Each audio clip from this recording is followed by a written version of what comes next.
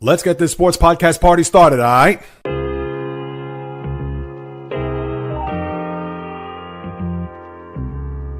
The JAYREELZ podcast. Why don't you wait until July 1st to make an announcement? What a disgrace.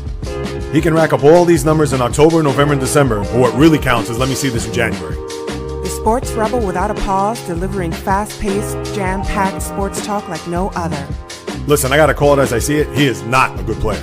I'm sick and tired of having to deal with the disappointment of this franchise. When does it stop? And yes, another winter that I can sleep in peace. Coming correct, directed in full effect. Let's get it. This is the JAYREELZ podcast. Welcome aboard.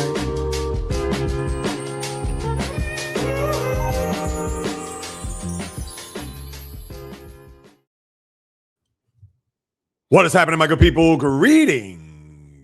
How are you? How's it going? How's everybody doing out there? What is the latest and greatest? Hope everybody's doing well, feeling fantastic, in excellent spirits.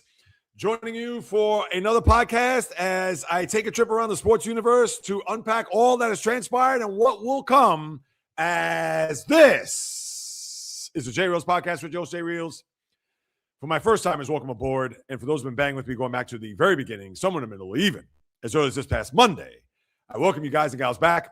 And what has transpired in the sports universe over the last few days, I don't know, has it been rather quiet?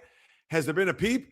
Man, there's been an explosion of a lot of different sports topics, sports news, even some games for that matter. And with the madness of March forthcoming, where we're just literally 1 week away from tipping off the madness throughout the nation, 16 games Thursday, 16 games on Friday. I tell you, we're finally, slowly but surely, getting out of the doldrums of the sports dead zone. Part number one, but I got news for you. This has actually been one of the more exciting weeks that we've had here, pretty much since the Super Bowl. And let's get right to it. And I want to start there with the NFL because, well, twofold. Number one, we know that the curtain has now been raised on this new season, and everybody is now rejoicing, trying to figure out where these players are going. Still a couple of players that are out there now that are going to be up for grabs as to what destination, and I'll get to them in a minute as far as where they're going to head next.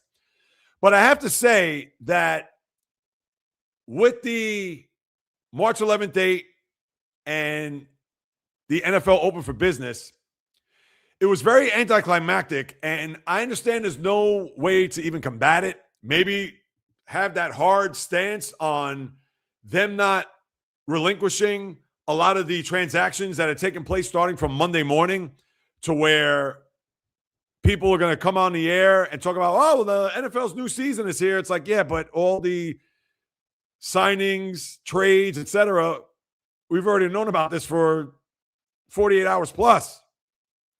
So it takes a little bit away of the anticipation, considering that the NFL wants to mark that second Wednesday of March as being open for business, or players could go where they want due to free agency, etc. So I have to admit that a lot of that buildup to get to that point, the air's out of the balloon. Because by the time you even get to Wednesday, it's almost like, all right, yeah, it's open for business, but yeah, we already know 3/4 of the players and where they've gone so far. So, and we understand that even in the NBA, when the July 1st, and the NHL for that matter, July 1st, it's a situation where you start hearing those leaks a couple days prior to. All right. And the NFL is no different, of course, but because the NFL is the NFL, the shield and the impenetrable one. But how I look at it is that, yeah, it does put a little bit of a damper on what should be a day that we have our head spin. And with all the craziness that surrounds this time of the year. So either do you make it a hard date, March 11th, or if you want to start maybe the day before where, this is what's being leaked, or hey, here's that quote-unquote legal tampering period, then yeah, you could do that. But to have it 2 days out, and we understand that there were trades made going back a week prior. When you think about the Chiefs trading Trent McDuffie to the Rams. What was that? I think that was last Wednesday, if I'm not mistaken. And, of course, it's not going to be official until you got to March 11th. But still, it does take away a little bit of the anticipation leading up to that day, because when the day comes, it's like, all right, yeah, big whoop. So what? So that is number one. Number two, the big headline throughout since last Friday up until yesterday was the Maxx Crosby trade, and how it was a trade from the Raiders to the Ravens. And then on Monday night while I was eating and knowing that the Ravens had reneged on the deal because of the failed physical that Crosby had, and this dates back to last year where he had that knee issue and he wanted to play those final couple of games, and the Raiders said, I'll just stay home. And there seemed to be a rift between the player and maybe the coach or the front office. And it made you think that, wow, if the Ravens pulled the plug on that, you have a scenario where he's now going to go back to the Raiders. Does that mean, will he mend fences? Does he want out because of how the year ended there in December into January out in the desert? Well, obviously that question gets squashed, because last night, I believe on Twitter, he came out and said that, hey, guys, I'm back. Let's run it where I'm a Raider. All right. So now he's back in the mix. Raiders, who have made a lot of big moves here this offseason, and we're all waiting for the draft, of course, because they're going to get the Indiana quarterback, the national champion that he is, Fernando Mendoza, to go along with a lot of the big pieces. And I'll get to that in a second as far as what they've done.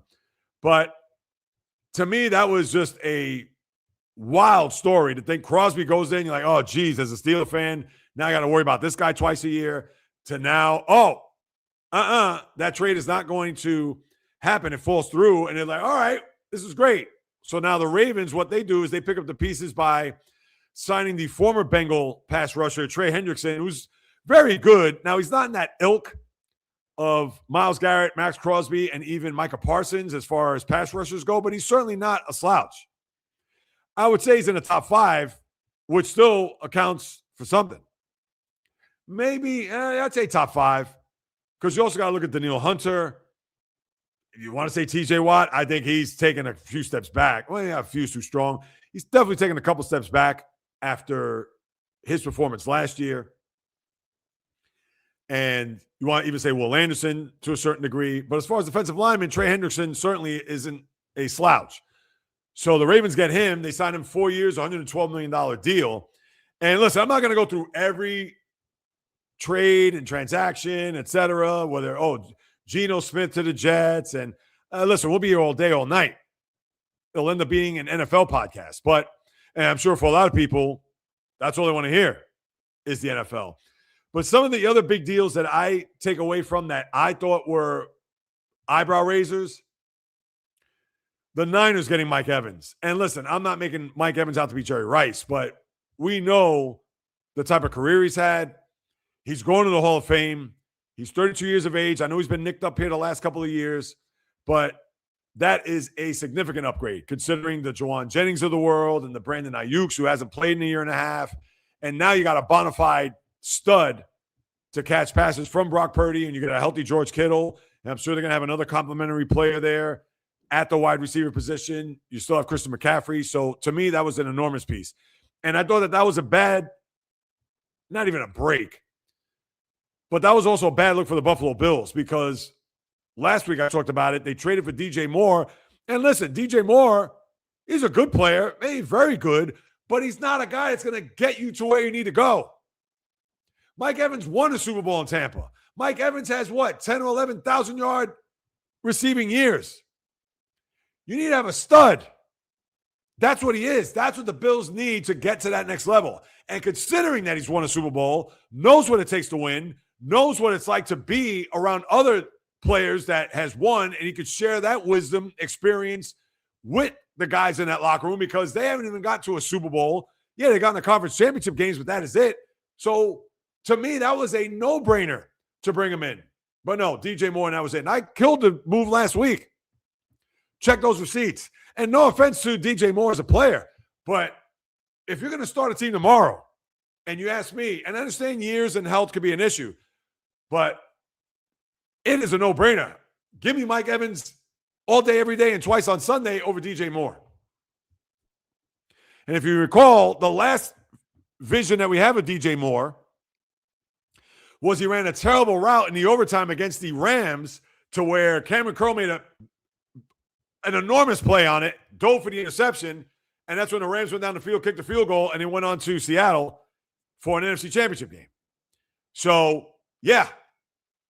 Sorry, give me Mike Evans.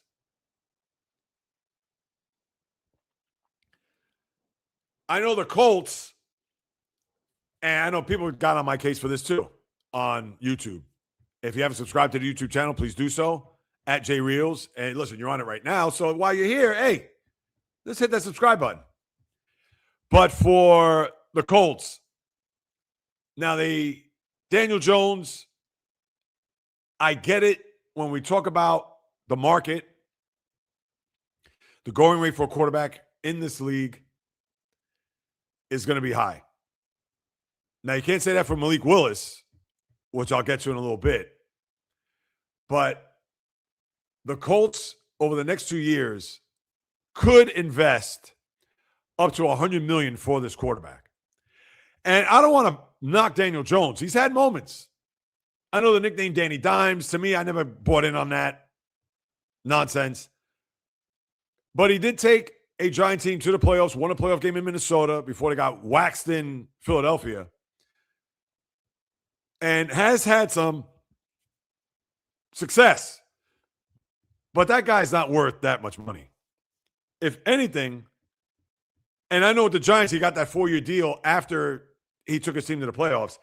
He is a quarterback that's probably worth $30 to $35 million as opposed to being right now a $44 million a year quarterback as opposed to, and he could be up to 50. Think about what Sam Darnold got in Seattle. I believe he signed a 3-year, $110 million deal, which is about, if I do my math correct, $37.5 million. And it may actually be $105 million when you think about it, because Darnold, who had that very good year in Minnesota before he signed with the Seahawks, listen, I bite my tongue. I gave him too much money. If anything, Sam Darnold would be like, hey, where's that extra $10 million? Sam Darnold signed a 3-year, $100.5 million contract. How is Daniel Jones worth more than Sam Darnold? How?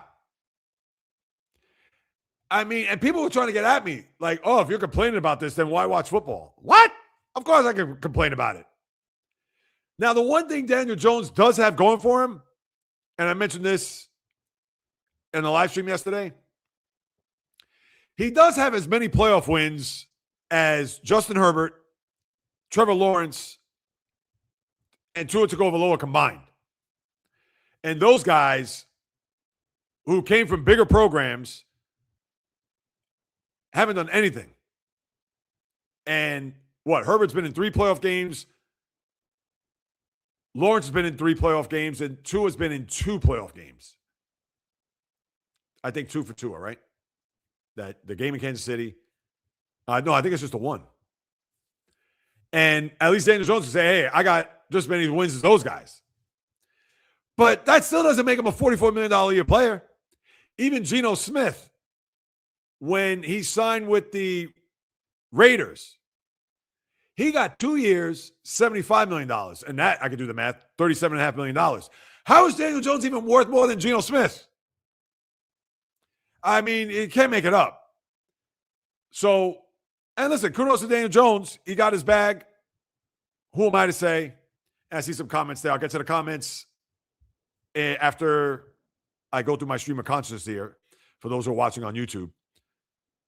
So hang with me if you can. I don't understand the economics, and obviously I'm not a capologist, et cetera. I understand all that factors in. But it just boggles my mind. And I understand you can say, well, Dak Prescott's making this, and Trevor Lawrence, for his 1 playoff win, is making that. Yeah, hey, listen, we get it. The quarterback's going to get paid a lot because they're the most important position on the field. But even for a guy like Daniel Jones, he doesn't deserve that money, in my eyes. Sorry. But anyway, I digress. We could talk about this and beat it until the cows come home. But now you have a situation where the Colts, who also signed Alec Pierce, wide receiver, 4 years, $160 million, and they also traded Michael Pittman to Pittsburgh, which that's a big deal for the Steelers. You get another big target to go along with DK Metcalf. They also bring in Jamel Dean, the former corner from Tampa, on top of the running back, Rico Dowdle from Carolina, where Kenneth Gainwell goes to Tampa. Now, Dowdle's more of an every down back, where Gainwell, he's a hybrid, very good one. As you know, he was the team MVP last year. But Dowdle, we'll see what he does. Bigger guy. To me, he's more like a Thomas Jones, if you remember from way back days with the Bears and the Jets.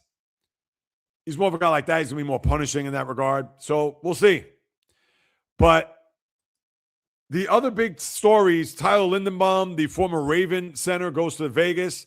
And this is where Vegas obviously took a step up, because between he, Jalen Naylor, they also got a couple of defensive players too on top of that. They elude me right now. I'd have to think. No, you know what? Let me go back and check. I thought I had it here listed. But they've actually made some moves here. Obviously, with the quarterback that's going to be drafted number 1. So you have to think things are starting to look up where Clint Kubiak is the head coach. So let's see what's going to happen in Vegas. I thought a very shrewd move was New England bringing in Kevin Byard, the former defensive back of the Titans, and it was safety. So for him to be, and for cheap, 3 years at $9 million, still for the Patriots, that's typical Patriot way. And I mentioned about Malik Willis earlier. Willis is a guy that in the few games that he had with Jordan Love out of the lineup in Green Bay actually played pretty well. And he's a guy that signing with Miami, 3 years, $67 million. So you do the math, it's about $23 million a year, which that's a very fair contract. You couldn't break the bank on a guy like that. And I would have been outraged if we would have gotten anything north of $35 million. Because even with guys like Sam Darnold, I mean, the 1 year notwithstanding, he's bounced around, and he made that $100 million based on that 1 year in Minnesota, I got to admit.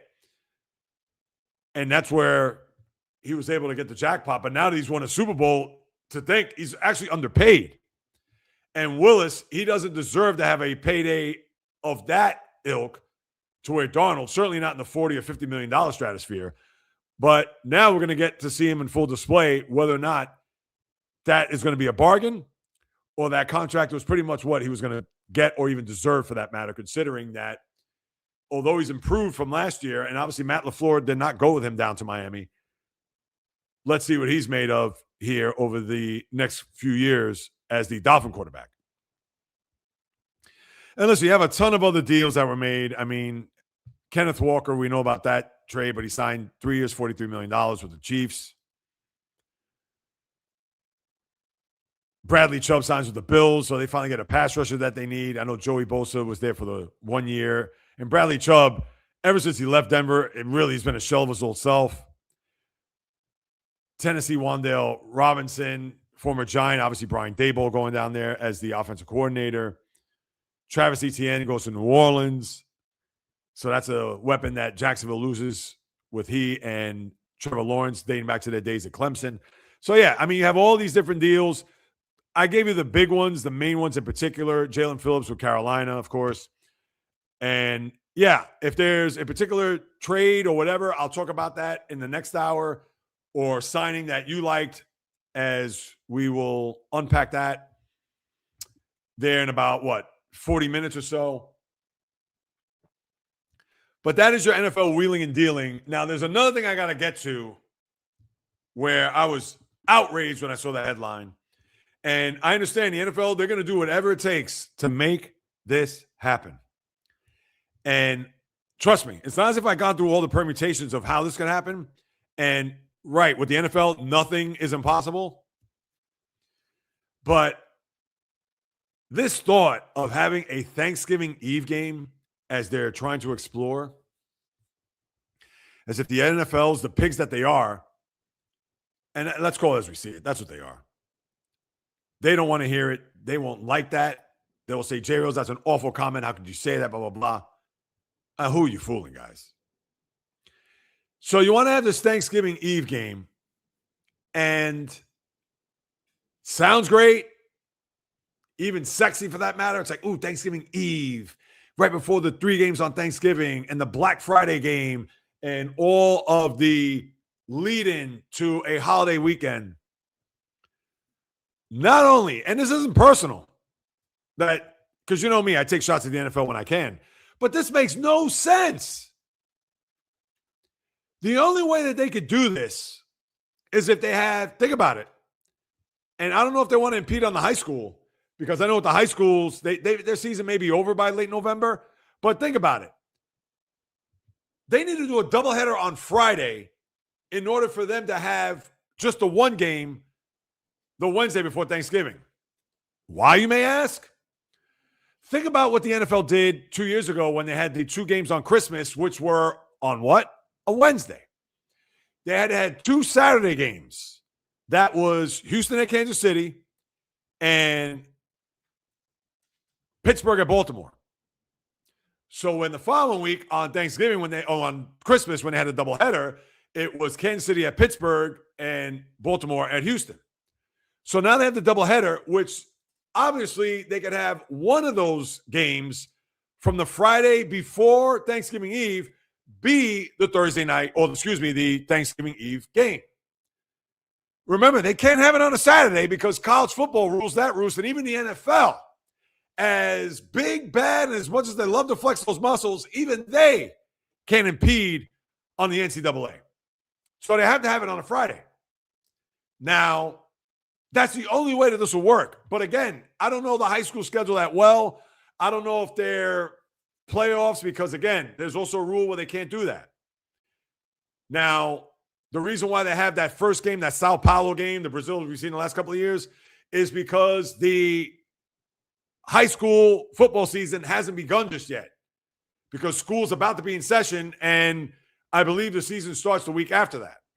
Now, I don't know if it goes to late November. If it doesn't, then they have that window, so that makes my point moot. But if they do play that, they don't have a Friday window to play these games. So now you have a situation where if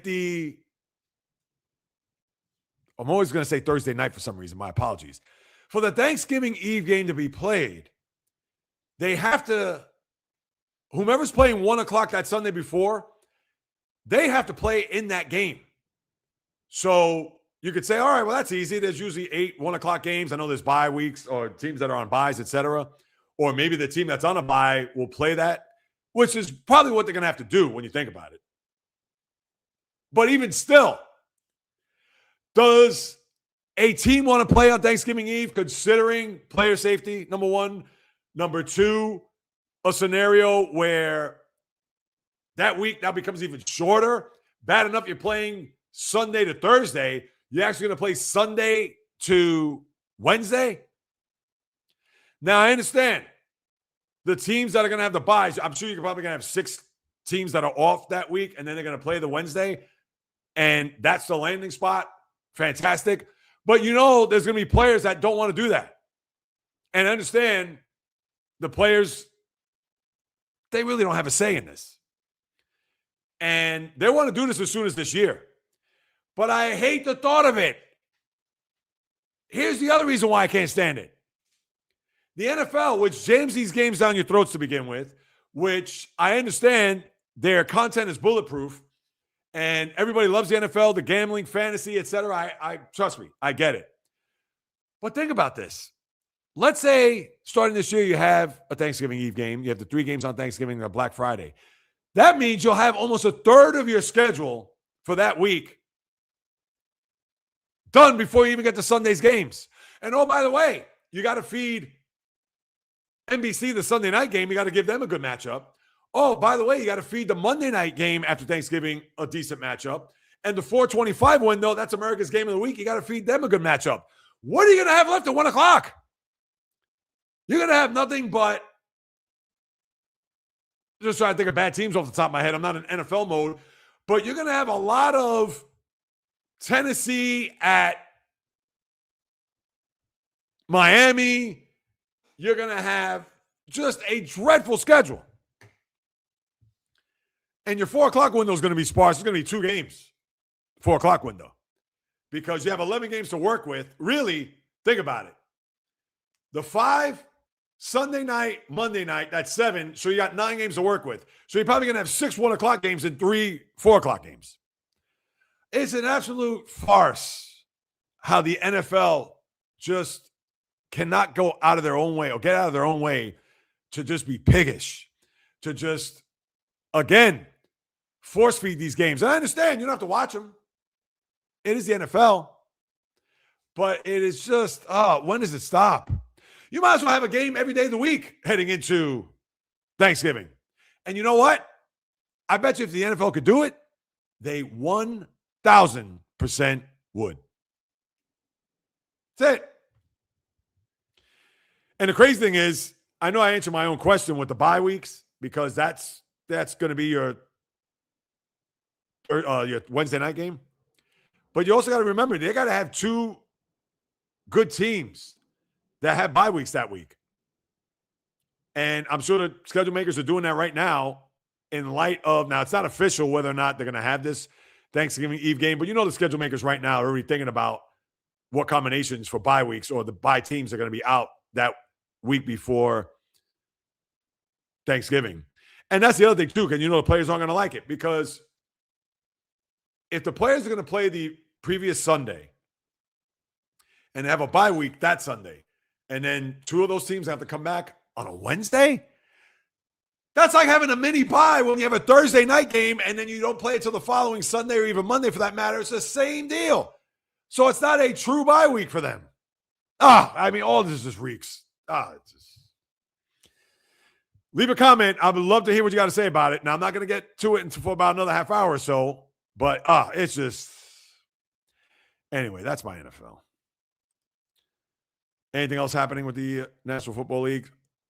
I think that's it. All right. Now I'm going to turn my attention because I got to get to this next topic.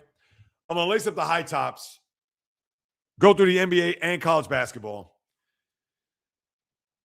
Now, I may be in the majority for this, and I even had people getting at me saying very insulting things on the YouTube comments when it comes to Bam Adebayo. And I'm going to preface it by saying it is nothing against him as a player, nothing against him as a person, and even nothing against the achievement. I get it. 83 points in an NBA game is still 83 points. But it's how he got the 83 points is the problem that I have. Now, I didn't watch the game. I was watching Celtics Spurs. And they actually cut into the Wizards Heat game when Adebayo got to 81 points, because now 81 is the new 100, considering Kobe got 81 January 26, 2006 against Toronto, as we all know. So I'm watching Celtics Spurs. I'm going to get to that game in a minute. But I'm watching this game, and I'm looking at the inbounds passes literally being intercepted by the Wizards going for layups. I'm looking at scenarios where they're trying to force feed the ball to Adebayo so he could get fouled to go to the free throw line. I didn't watch, but I found out that Spoelstra actually challenged with about 2:56 in the fourth quarter to stop the clock so he could give Adebayo a rest. I mean, all these different permutations that just screwed the integrity of the game. And I understand, even if you go back to the Kobe 81-point game, there were moments where those points were manufactured and not organic in the flow of the game. I understand that. But he is Kobe Bryant. And yes, we could talk about ways he got those points in that game. And I would like to actually go back and watch the game. I'm sure it's on YouTube. And I get it. A lot of this stuff is going to be manipulated, which I hate, because as a sports fan, you want it to be organic. You don't want it to be a situation where, oh, all this person needs, a half a sack for the record, as we saw with Myles Garrett, and even worse, Brett Favre and Michael Strahan, and he gets the record. And mind you, Bam Adebayo did not get a record. People forget about that. The record is 100, and that's another thing I'm going to touch on in a second, which is just mind-boggling when I even think about it. For Spoelstra, and I get it that the number was 81, and I figure, hey, let's see if we can get past Kobe's number. But for him to do what he did, to just try to, with the fouls, and I hated it. And I get it. They're trying to get past that 81-point mark. But it wasn't in the flow of the game. It just wasn't. And you just hate to see it. And on top of all that, there was another instance, too, that actually had me upset. Yeah, it was an inbounds pass. There was maybe it'll come to me. But to me, it just ranked. It was just very artificial. And for Adebayo, when I heard he was at 74 points, I'm like, what? How? And when you see the free throw numbers, he was 36 for 43 in the game. I mean, it's just really 20 for 43 from the field, 7 for 22 from 3. As we all know, Adebayo is a very good player. He's not a great player. He's very good, more known for his defense. And he's developed an offensive game. But I believe his career, I think he may have scored 51 time. But this guy isn't a big-time scorer. As a matter of fact, let me pull up his numbers. Bam Adebayo, if I had to guess, what is he averaging? Maybe 21, 22 points a game? 20 and 9. 20 on the dot.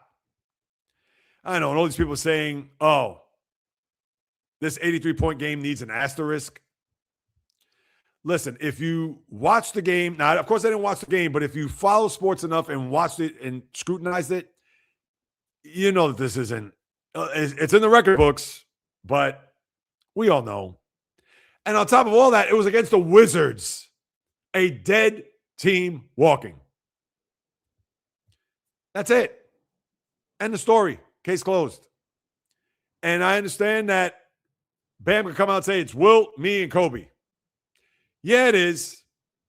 But how you got those points, And mind you, he scored 31 points in the first quarter. Give him credit. And again, I didn't watch. I don't know. Was there a layup line? Was there Matador defense? I couldn't tell you. But again, it's the Wizards. Now, I got to get to something that Reggie Miller said on the broadcast, Celtics Spurs, the other night.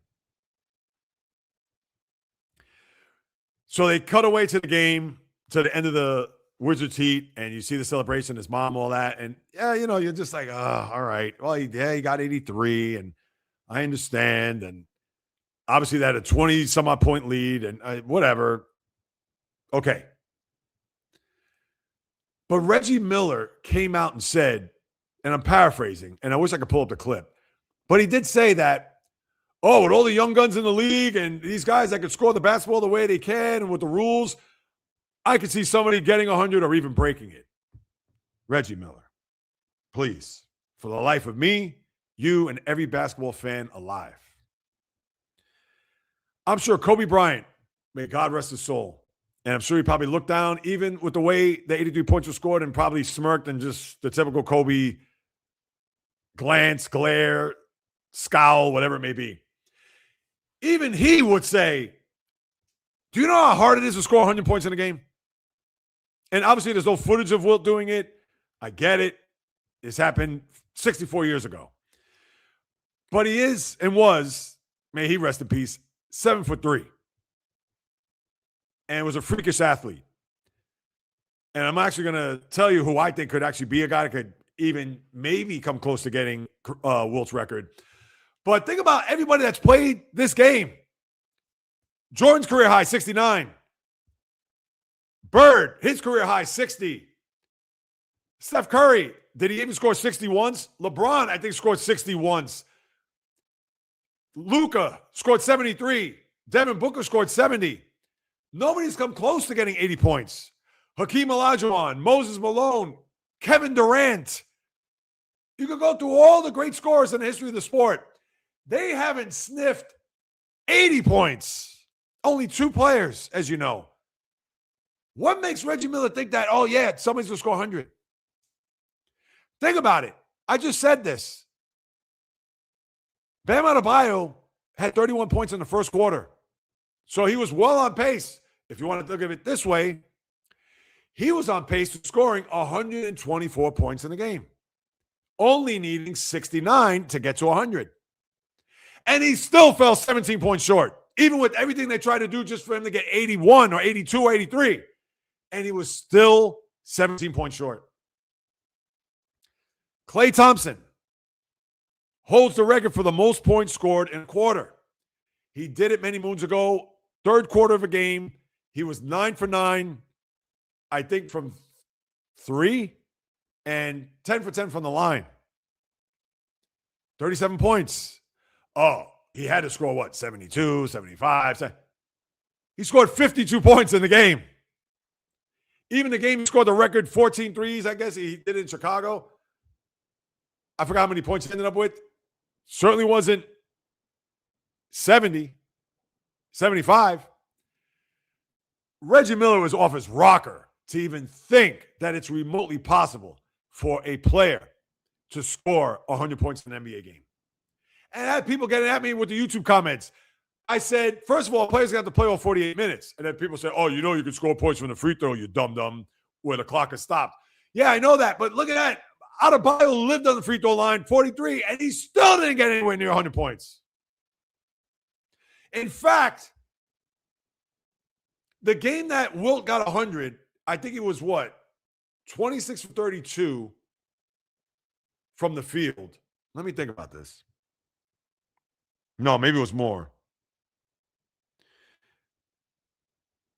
I'm thinking off the top of my head. But even then, I think he got to the free throw line 36 times, not 43. Obviously, Adebayo has the record for most free throw attempts and free throw attempts made in the game. And I don't know if anybody's going to come close to it unless somebody's going to go for 100 points. But it's just comical to think that Reggie Miller, of all people, I can see it was some young player in the sport that happened to be, even Jamal Crawford, would he have said that? I don't know. But it's just mind-boggling to think. And even if you averaged 2 points a minute and you played 48 minutes, you're still 4 points short of 100. So I don't want to hear anyone. You could fight me all you want and watch somebody score 100 in the next 2 years. But I will say this. If there's anybody in the NBA right now that could score 100 points, in my eyes, it's Victor Wembanyama. Why? He's taller than everybody. And I understand he's going to play perimeter. He's going to play down low. But he would literally have to play in the low block to get that 100 points. And we understand he shoot threes. He killed the Celtics the other day. He made 8 threes from the field. But I would have to think he's the one guy that could actually do it because he could just dunk over everybody and he could shoot over everybody and could make threes, which you're going to need to get to 100 points. Obviously, Wilt didn't need threes to get there, but obviously Wilt was 7-3. That's why Wembanyama, now he's probably going to have to take some punishment to get that 100, but I think he's the only guy. Listen, Durant didn't get it. LeBron didn't get it. Curry didn't get it. Anthony Edwards. I know Luka's 73. All right, fine. SGA, Jason Tatum. Go through all the top scorers in the sport. James Harden. Harden scored a bunch of 50s. I mean, I think he got one 60-point game. Nikola Jokic had a 60-point game. Never had a 70-point game. I mean, come on. So anyway, I could go on and on with this topic forever. But I'll spare you. And I'll get to the comments, like I said. Hang tight for another 22 minutes or so for those watching on YouTube. And if you haven't subscribed, please do so. I appreciate it. Now, as far as the Celtics-Spurs game, and this is the other thing, I laugh. I don't watch ESPN. I can't. It's the dumbing down of sports talk. But it just so happened that on YouTube, I saw a graphic where it said, was the Spurs win over the Celtics a statement game? I almost fell out of my seat when I saw that because I get it. The Celtics have overachieved. Jason Tatum back in the lineup. Jaylen Brown having an MVP year. Spurs have a better record than the Celtics going into the game. How in the hell is that a statement game? To me, the statement game was when OKC was 24-1 and over a 10 or 11 day span, the Spurs beat OKC 3 times. In fact, that first game, I believe, when they were 24-1, they played San Antonio, and San Antonio beat them. And I was like, oh, okay. And then you want to say the NBA Cup, the semifinal, you could say again, oh, okay. And then beat them another time. To me, those are statement games to say, all right, OKC, you go off to that great start, but guess what? We're here. We have arrived too. That was not a statement game the other night. And by the way, the game was ruined by, I believe the official was Tyler Ford, throwing out Jaylen Brown on the worst call known to man. And I get it. People are going to say, well, JAYREELZ is going to break out the green and white pom-poms. Did you see that call that was made? It was an offensive call where Jaylen Brown got pushed in the back and got pushed out of bounds. Now, listen, he did take it overboard. I understand he was incensed. Did he deserve to get both technicals? He did, because when he went to Tyler Ford the first time to argue his case, he let it go because I think he realized it was a terrible call. And then he had said something, or I guess it was just persistent, where he had no choice but to tee him up. All right, fine. But then Brown actually went back to him, or was approaching Tyler Ford, and then the other official teed him up and threw him out of the game. Why did he throw him out? I could see if he went to the second official to say, hey, you guys got to open your eyes. Hey, I got some glasses for you, the 3 blind mice that are out there. Then, you know what? You tee him up. Why did he throw him out of the game? Because he approached that official's a big boy. He can handle himself. And you know what? Maybe he deserved that second go at it. Now, if Brown threw in too many F-bombs or got personal, where Ford said, you know what? You're out of here. All right, fine. But the game was ruined with Brown out. Jason Tatum isn't picking up his slack, not just 3 games into coming off an Achilles tear. So I don't want to hear that, oh, that was a statement game. Oh, ESPN, come on. Seriously? You got to do better than that. Oh, I mean, geez. That's just lazy, irresponsible. I don't want to call it journalism. It's awful. Awful, awful, awful. To even think, let alone call that, oh, Spurs winning a statement game. Now, for the game itself, even with Brown out, the Spurs played from in front mostly in the second half because he got thrown out with about 3.5 minutes to go. And the Celtics came back. They actually cut it to 106-105. They're midway through the fourth quarter. You thought, oh, maybe the Celtics have a shot. But then Stephon Castle hit a 3, and then Wembanyama hit a 3. So that was a 7-point lead. And then they just took over from there, and that was your game. So, and even Ron Harper had a very good game. He and his brother going at it, as you saw throughout the course of that game. Harper had a very good game, scored 21 points, 8 from 11 from the field, made some threes. So I know my nose is itching. So if you're watching on YouTube or even Spotify later on, trust me, I don't have a particular habit. It just, I don't know. It's the lighting. It's whatever. Who knows? So don't get any ideas or thoughts. I digress. But with that being said, to me, once Brown went out of the game, it just ruined the rest of the game. And you got to give guys like that a little bit longer rope. And that's why Ford didn't tee him up right away. Heard his case, probably realized, but Brown kept at it, and you have no choice but to give him a technical. Fine. But then as he started to go back to him, where players are trying to build that wall around him so he doesn't get thrown out, and then the other official throws him out, why?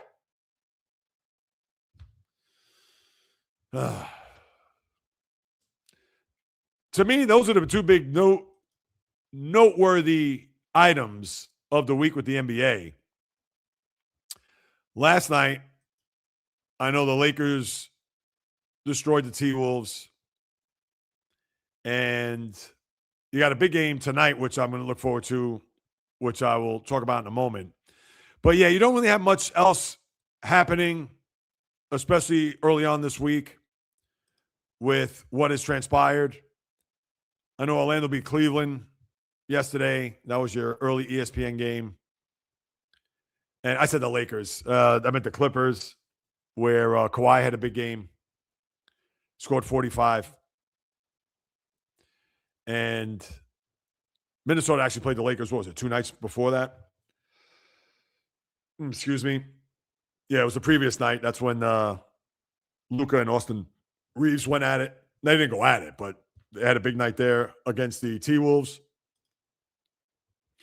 But what we've seen here with the association, and again, a lot of the attention, I think, down the stretch of the season is going to be that Western Conference 3 through 6. And that is going to be literally a free-for-all. Because right now, the T-Wolves, who I believe had the 3rd spot earlier this week, now have dropped down to 6, where the Rockets are now up to 3. Lakers and Nuggets sandwiched in between. All those 4 teams are separated by a half game. The Rockets, Lakers are 40-25, and the Nuggets and T-Wolves are 40-26.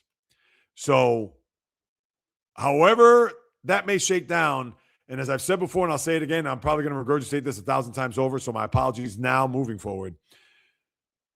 You want to be 3-6 as opposed to 4-5. 4-5 is going to get, in all likelihood, Oklahoma City in the second round. And people will say, well, wait a minute. Now you're disparaging San Antonio because if you're 3-6. No, but here's the thing about San Antonio. You have very little playoff experience on that roster. I know Luke Cornett won in Boston 2 years ago, was with the Celtics, and De'Aaron Fox had that one series against the Golden State Warriors a couple of years ago. But you don't have a ton of experience on that roster with your big-time players. And those are the ones that you have to lean on and count on to get to a conference semi, conference final, and so on. So let's say even if it is, as of right now, whether the Rockets or T-Wolves come out and they play the Spurs, yeah, I would think that the Spurs are going to win, but would I be shocked if it's 2-1, game 4 in Houston or Minnesota, and there's going to be some pressure on the Spurs to win that game? I wouldn't be surprised. Or worse, they go back home 2-2, and somehow Minnesota, who has gone to a conference final the last 2 years for what that's worth, what, you can't see them winning a game 5 in San Antonio? I could. And then all the pressure's on them to win a game 6 to try to get back to San Antonio for game 7. So that's why you want to avoid that, because Oklahoma City, they've won. They know what it takes to win. And if they're healthy, they're going to be the favorite. So that's why that 4-5 is enormous in the Western Conference. But besides that, the one thing we've seen here is Golden State now is at the 9 spot, and they're going to make the play-in scenario. But as I've said before, you'd rather be 7-8 than 9-10, only because if you lose that 9-10 game, you're out. Whereas with 7-8, you have a safety net because then you'll play the winner of 9-10 if you lose that 7-8 matchup. And with Steph Curry out for, I think, 5 more games, who knows if he's going to be 100% as we get deeper into this month and obviously into April and come postseason time. And you got to wonder whether or not Father Time is knocking on Steph Curry's door. That's not to say he's going to retire. It's not to say that he's shot, he's washed, etc. But he is 37 years of age. And how much gas does he have left in the tank? And not only that, even more importantly, forget about the gas. How many more miles are on that odometer? Let's be real. Not much.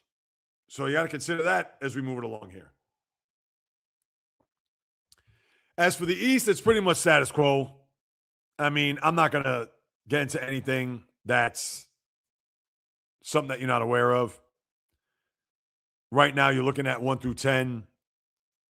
Pistons, Celtics. Knicks and Cavs could fight it out for that 3-4. Because then that means you avoid Detroit, similar to what we've seen in the West. Miami now in the bulk of the top 6 seeds, followed by Toronto, Philly, and the Hawks. Now, those teams are only separated by 2 games. That goes back to Orlando. And Toronto and Philly have fallen into that playing scenario where Orlando and Miami gotten out of it. So they're in the bulk of the East. But obviously, they're only separated by 2 games. If you want those Charlotte in there, they're separated by 3 games, 4 in the loss, depending on how you look at it. So that's what you have here down the stretch of the season. As most teams have played, 65, 66 games. So now we're down to the final 16, 17 games of the year. And as far as the schedule goes for the weekend, your prime video games, Philadelphia, Detroit, and Boston, Oklahoma City, which obviously I'll be all over that. And let's see how Jaylen Brown will respond after getting ejected there in San Antonio the other night. Other games of note, slim pickings. Phoenix, Indiana, Washington at Orlando, Brooklyn at Atlanta, Milwaukee at Miami, Denver at San Antonio. Good game there. Very good. Very good game. Bulls at Lakers. Tomorrow, more prime video. Cleveland at Dallas. Oof. Minnesota, Golden State. Then you have Memphis at Detroit, New York at Indiana, Phoenix, Toronto, Chicago at the Clippers, Utah, Portland. Saturday, you got games all over the place. Prime video, Charlotte at San Antonio, which right now, not a bad game. Washington at Boston, NBA TV. Denver at the Lakers, ABC. Sacramento at the Clippers, 10:30, ESPN. Then you have Orlando at Miami. That's a big game for seeding. Brooklyn at Philadelphia at 1. Then on Sunday, Minnesota, OKC. That's your 1 o'clock ABC game. Dallas at Cleveland. So that's a home and home when you think about it. NBA TV. Your Sunday night game is Golden State at New York, but with no Steph Curry, unless he's trying to get back for that game, which is unlikely because they said he's probably going to miss the next 5 games. So that game loses all of its flavor. Portland at Philly, Indy, Milwaukee, and that is your NBA for the week. All right, now I'm going to turn my attention to college basketball because with college basketball, here's what you need to know heading into the weekend. As far as teams that are on the bubble, here are 2 teams that already are. I'd be shocked if they get in. Indiana losing in the Big Ten, and Texas there in the SEC, dunzo. I'd be shocked if they get a bid. If they do, there needs to be an investigation. I understand they're going to want to put Texas and Indiana based on their school's reputation, but come on. They didn't even make it to the weekend. If they made it into a conference semi or conference final, okay, I'll give you that, but they did not even do that. So to me, they shouldn't get a bid. So just keep that in mind as we move it along, especially when we get to Monday's podcast. The other teams of note that are on the bubble that may make it, Auburn, Oklahoma, those are 2 teams to watch out for unless they fall flat on their face here in the next couple of days. Oregon is another one. New Mexico, the Bearcats, Cincinnati. So those are teams to look out for as teams to be those first 4. And even the ones that are right now that are literally on the cusp that anything could just pop. You got TCU, VCU, Central Florida. There's another one. Cal, the other one. I think Cal's also another team that's on the bubble. So those are the teams you got to look out for here. And we will certainly go through the bracket on Monday and dissect it all. Who got snubbed, who somehow, some way got in, etc. So those are the ones you want to keep in mind. As far as these tournaments, I mean, what? If Duke wins the ACC, or even if they lose today, I don't even know who they're playing. I mean, is anybody going to look at them? Oh, they're not a 1 seed. They're still going to be a 1 seed. Same for Michigan. Same for Arizona. I would think Florida, there's a lot of traction for Florida to get that 1 seed there to round out the 4 regions. So we'll have to keep that in mind. I know Bobby Hurley losing Arizona State. They got destroyed there by Iowa State. He gets let go. And I'm sure he'll probably find another job. I get it. It was tough sledding this year and these last few years for him, for that matter. But I would think with that name And his pedigree, he'll get a job somewhere else. But I don't know. Will he get a very attractive job? That remains to be seen. We also have to look out for Miami of Ohio and what they've done this year. Now, they should get in, and I believe they deserve to get in, but who knows? Will the committee look at that and be like, their conference, not a great conference. And I believe, let me see something. Let me just find out more about Miami of Ohio and who they're going to play here. Schedule. Yeah, I believe.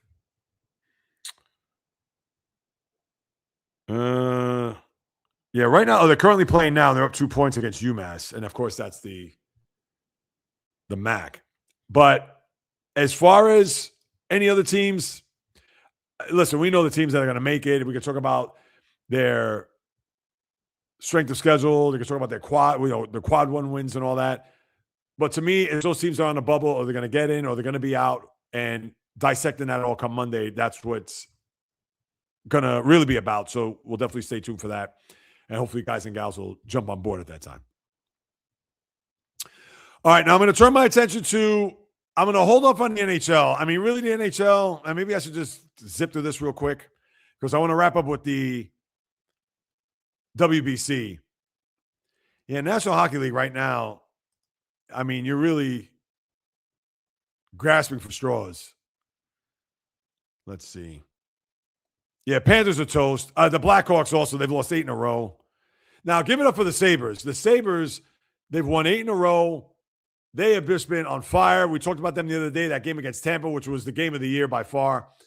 And my thing with the Sabres is, are they going to be able to play like this come playoff time, or is it going to be a thing where they'll exhale and realize they're going to be in the crux of a, who knows, a deep series to where they shrink and may not get out of it alive? Now, we still have a month to chew on that, but the Sabres have just been, I mean, they've been incredible. And you have to give it up for them. And I'll go through the standings in a second, but you don't really have anything that is of note. I understand the Utah Mammoth, they extended Nick Schmaltz, one of their forwards, but is that moving the needle? I mean, come on. And I know the Panthers could shut down Brad Marchand, and the Panthers, they are dead team walking. They're out to sea. They got their 2 cups, their 3 straight Stanley Cup Finals appearances, but I said it after they won last year that they weren't going to even win a cup, and they're not even going to make the playoffs. But that's what you have. Let me look through the standings real quick. I mean, Buffalo's 40, 19, and 6. 2 points behind Carolina for the 1 seed in the conference. And then there's the Leafs. Yeah, Berube's going to get fired. Hate to see it. Hope it doesn't happen, but he doesn't make it. Only 2 points ahead of him, or ahead of them, are the Panthers. And miles behind that final playoff spot. Yeah, just perusing through. As far as the wild cards, let's see. Detroit and Boston are your, and Montreal's actually moved up there because you had Montreal and Boston. I know you have, real quick, Detroit 79, Boston 78, Columbus 73, 76, Ottawa 73, Flyers, who beat the Capitals yesterday, and the Capitals were ahead of them in the conference. They are 7 points out. Yeah, it looks like it's going to be a 2 or 3 team race there for that final playoff spot. I got to throw the Red Wings. They're only a point ahead. And then out west, Edmonton has played well here. 3 points behind the Ducks, tied with Vegas, as they have the tiebreaker right now, because if the season ended today, Vegas would go to Edmonton. But they both teams have 72 points. Then you have Utah and Seattle, 73-67. But then you have the Kings at 67, Sharks, Nashville, 66. So you're going to have a scenario where you have 1, 2, 3, 4 teams for one spot, that final spot out west. Now, do I even throw Winnipeg in there? Winnipeg is 5 out. St. Louis 7 out. I won't include them just yet. So you're going to have 4 for one spot in the wild card out west. And here in the East, you're going to have 1. Well, really for those 2 spots. Let's see. 1, 2. You're going to have 6 for 2 spots. And that's what the sports need. The sports need that. The sport needs that. They got to have that intrigue. If not, you're going to have a boring final month of the year. And as far as the schedule goes, San Jose at Boston, good game tonight.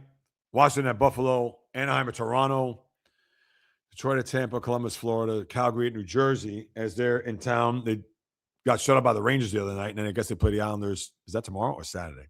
No, wait, hold on.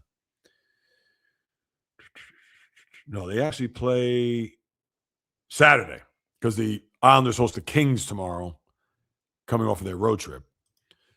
But tonight, Edmonton at Dallas, very good game. You have a lot of great games tonight. Philly, Minnesota is good. Pittsburgh, Vegas. Colorado, Seattle. Excuse me. Tomorrow, only 2 games. LA at the Islanders. Edmonton at St. Louis. Saturday, ABC, Boston at Washington. Didn't they just have them Washington at Boston just last week? Jeez. Anaheim at Ottawa, Colorado, Winnipeg. San Jose at Montreal, Toronto at Buffalo, LA at New Jersey, Calgary at New York, Columbus at Philly, Detroit at Dallas, Pittsburgh, Utah, Seattle, Vancouver, Chicago at Vegas. And then Sunday, your TNT game is at night, Toronto at Minnesota. Prior to that, San Jose at Ottawa, St. Louis at Winnipeg, Anaheim, Montreal, Nashville, Edmonton, Florida, Seattle. And yeah, and you are going to have Florida at Edmonton next week. I think it's on the 19th. Let's make sure. Because they're on a West Coast swing now, and that is your rematch of last year's Stanley Cup Final. So I just had to throw that out there. All right, now let me wrap up before I get to your questions and comments, and I see a ton of them there. As I get into the batter's box with not really with the Major League Baseball, with WBC in particular. And now we've gone on to the quarterfinals. And I have to say, I've been more into the WBC this go-around than ever. Why? Actually, no reason. The games have been on Fox and Fox Sports 1, and I've been intrigued. And a lot of games have been blowouts early on. You haven't had a lot of, close games, nail-biter. But now you have the creme de la creme. You have the final 8 teams. Your bracket is already set. And for starters, I got to talk about the U.S.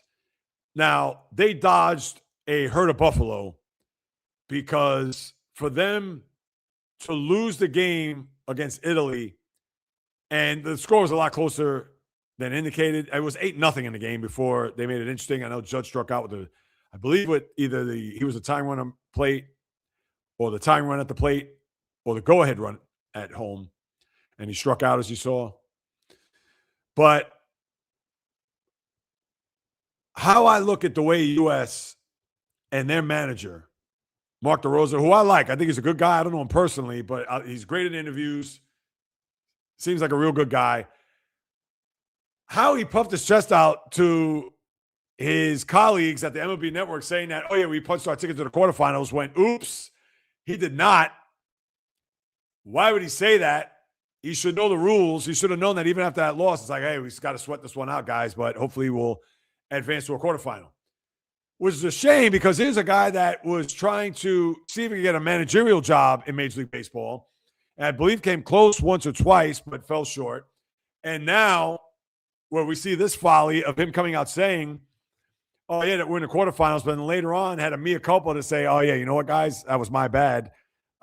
We need for Mexico to lose this game, but even if they win, they got to score less than 5 runs in order for us to qualify. And obviously they did because Mexico did not.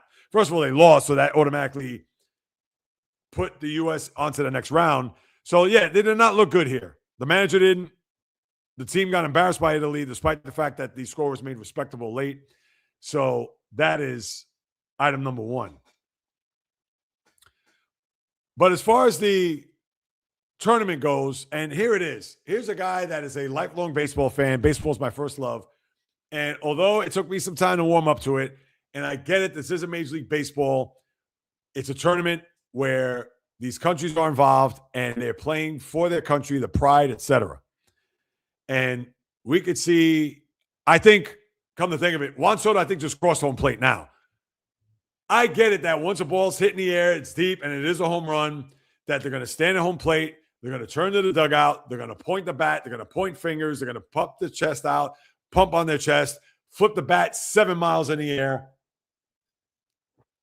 and then start the Cadillac around the bases and make their way to first base and so on. I think I've become so used to it that it doesn't bother me as much. I know many years ago it didn't like it, but you know what? This is baseball, 2026. And you know what? And there's a part of me that's here for it. I get it. This was 40 years ago. The next time he got in the box, he'd be beamed. And I understand there is a certain decorum that, let's just say for argument's sake, and I just won't choose a particular player, but let's say if I was in the major leagues and I hit a home run, I'm staring at home plate and I haven't even moved an inch, and then once the ball clears the wall, then I start to go and it takes me a half hour to circle the bases.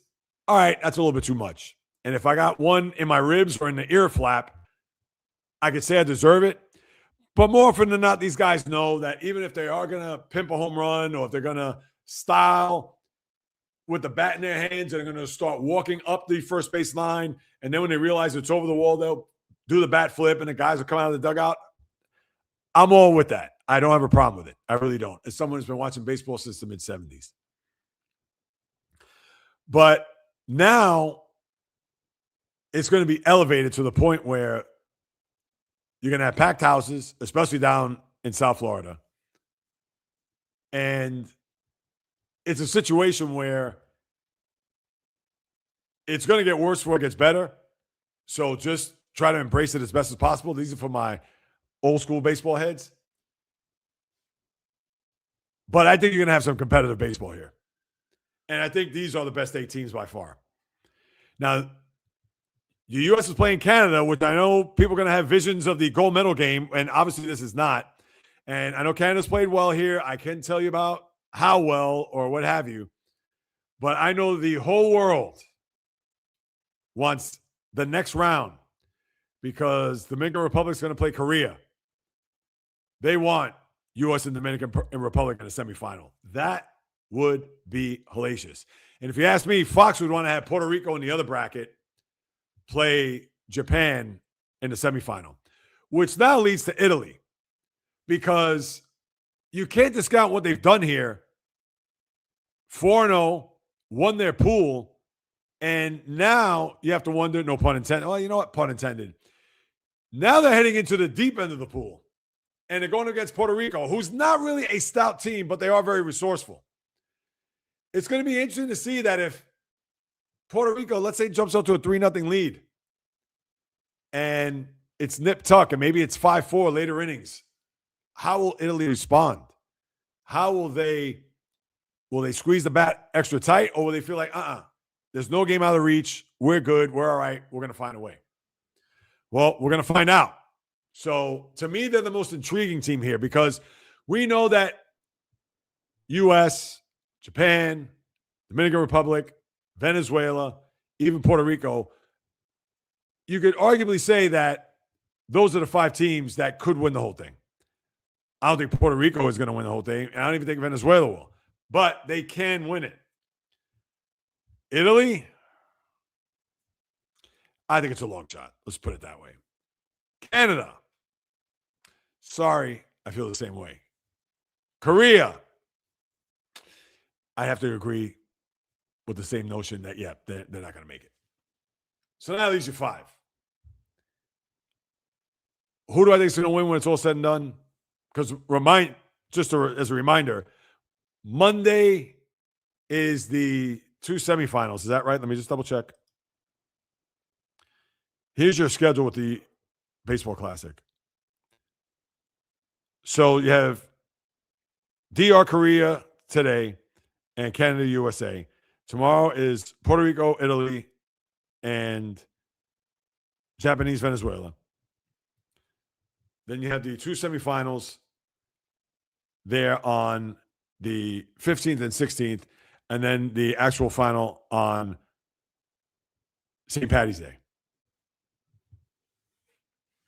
I tell you, I think it's going to be excellent baseball. And the crowd's going to be electric. And I don't know what crowd is going to beat a Dominican crowd, because Puerto Rican crowd could probably be close. Maybe Venezuela as well.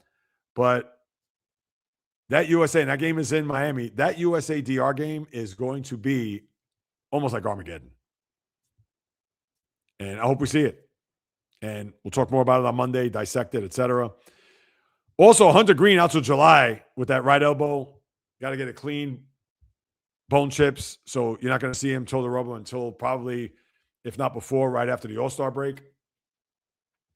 So we'll have to keep that in mind. But the WBC, it's been very good. I understand, very good from the sense of it's been somewhat competitive. You had a lot of blowouts. And I know the U.S., you could say they kind of sleptwalked through that game. I know DeRosa said, oh, these guys were up playing video games all night because they thought they won based on what DeRosa had said. And maybe they partied a little bit too much. Why were they partying? They didn't clinch anything. They had to sweat it out a little bit for Italy to save their bacon. But we shall see. I'm looking forward to it. Looking forward to that, to unpacking it on Monday. And that'll do it, my good people. Another episode just about in the books. But with that being said, let's get to the comments. I appreciate you waiting. For those who have been, I'll go all the way to the top and go down. Everybody showing love in the room. Of course, Val, happy. Will Smith. Bowana. Yes, the Steeler trade was just the late round swap at wide receiver. I think a 6th and a 7th. Vegas just paid. Yeah, Quaid. Yeah, well, yeah, Nakobe Dean, the former Eagle, because I was thinking Jamel Dean, the corner from Tampa. Yes, you are correct on that. And Vegas making me laugh. Oh, is that right? You played versus him, against him. Wow. So, yeah, Vegas makes you laugh. Yeah. They're trying at least. At least you give them that, right? Kittle looks good. Yeah, there's going to be some time. Happy for Willis. Yeah, good for him. I hope he thrives there in Miami. Chuck was never the same after season.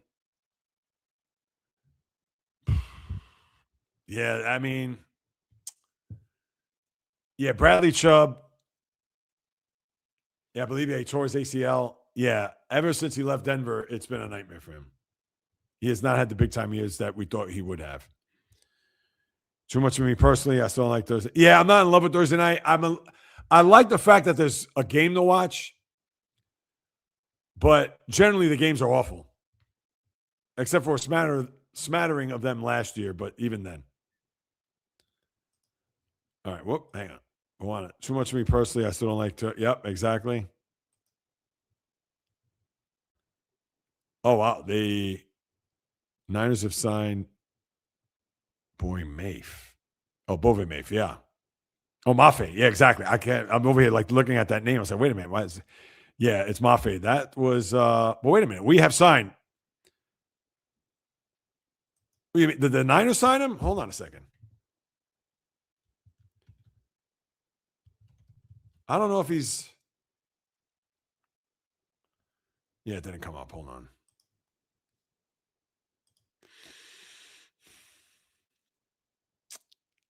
Has not come up. But I take your word for it, Val. 100%. Boy went from the Seahawks to the Bengals. Right, okay. Yeah, he's a guy that you think would have been a big-time player, but obviously has not turned out to be that way. You played versus a Kubiak and an Elway. Really? Also knew people who were Shanahan went to school. Wow. Now, if I may ask, Juan, if you're still with us here on the chat, what position did you play? So I have trouble with coaches and how they learn. I understand. It makes sense.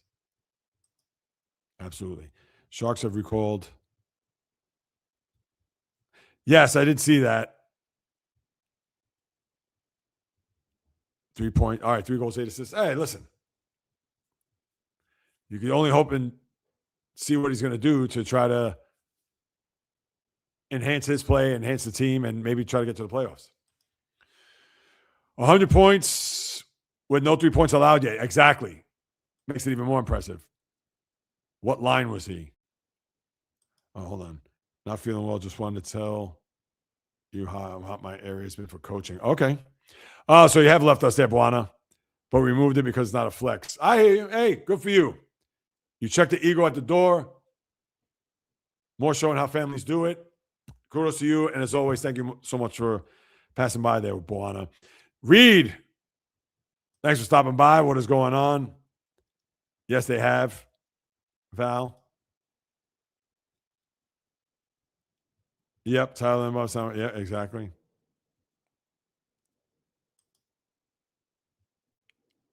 Karis LeVert wrist out Tuesday. Yeah, I have to look at his numbers with the Pistons. All right. Hey, J-Rod. No, they definitely cannot.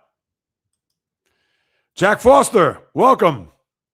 Appreciate you hopping on board. Hope you're still with us. I know it's 12:15. Do play tomorrow, not today. Oh, is that right? That's right. Because wait a minute. Yeah, that tournament goes into Sunday, right? Yeah, I think it goes into Sunday. All right.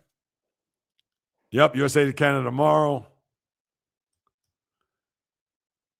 Najokovic first in, but he was also the only goalie in the ice today. Saw this. Yeah, that's the Sharks goalie. Yep. Starting tonight. And then, hold on. Val. Dr. Robert Beal. The former. Okay. As always, Val, thanks for the updates. Watching. Oh, look at that. Sharks have been doing well. What's this? Back on well.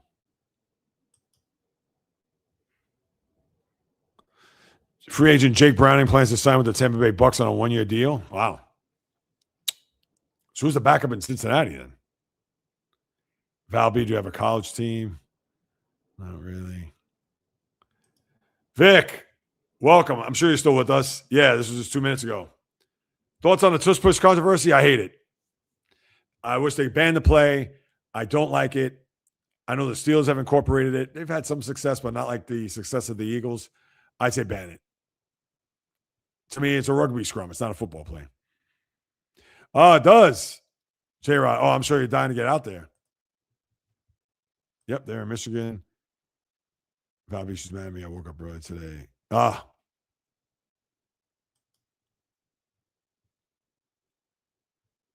right, I think that'll do it for the comments. Let me just see. Hold on.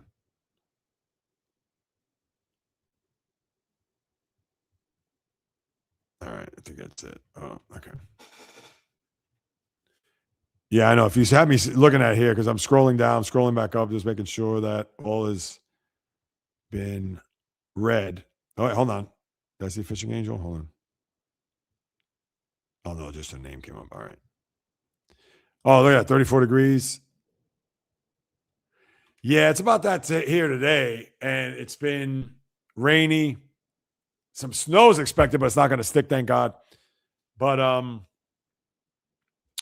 yeah, so much for 80 degrees 2 days ago in a T-shirt and shorts, and now it's back to the winter gear and the skull caps, because I got one right here. So, all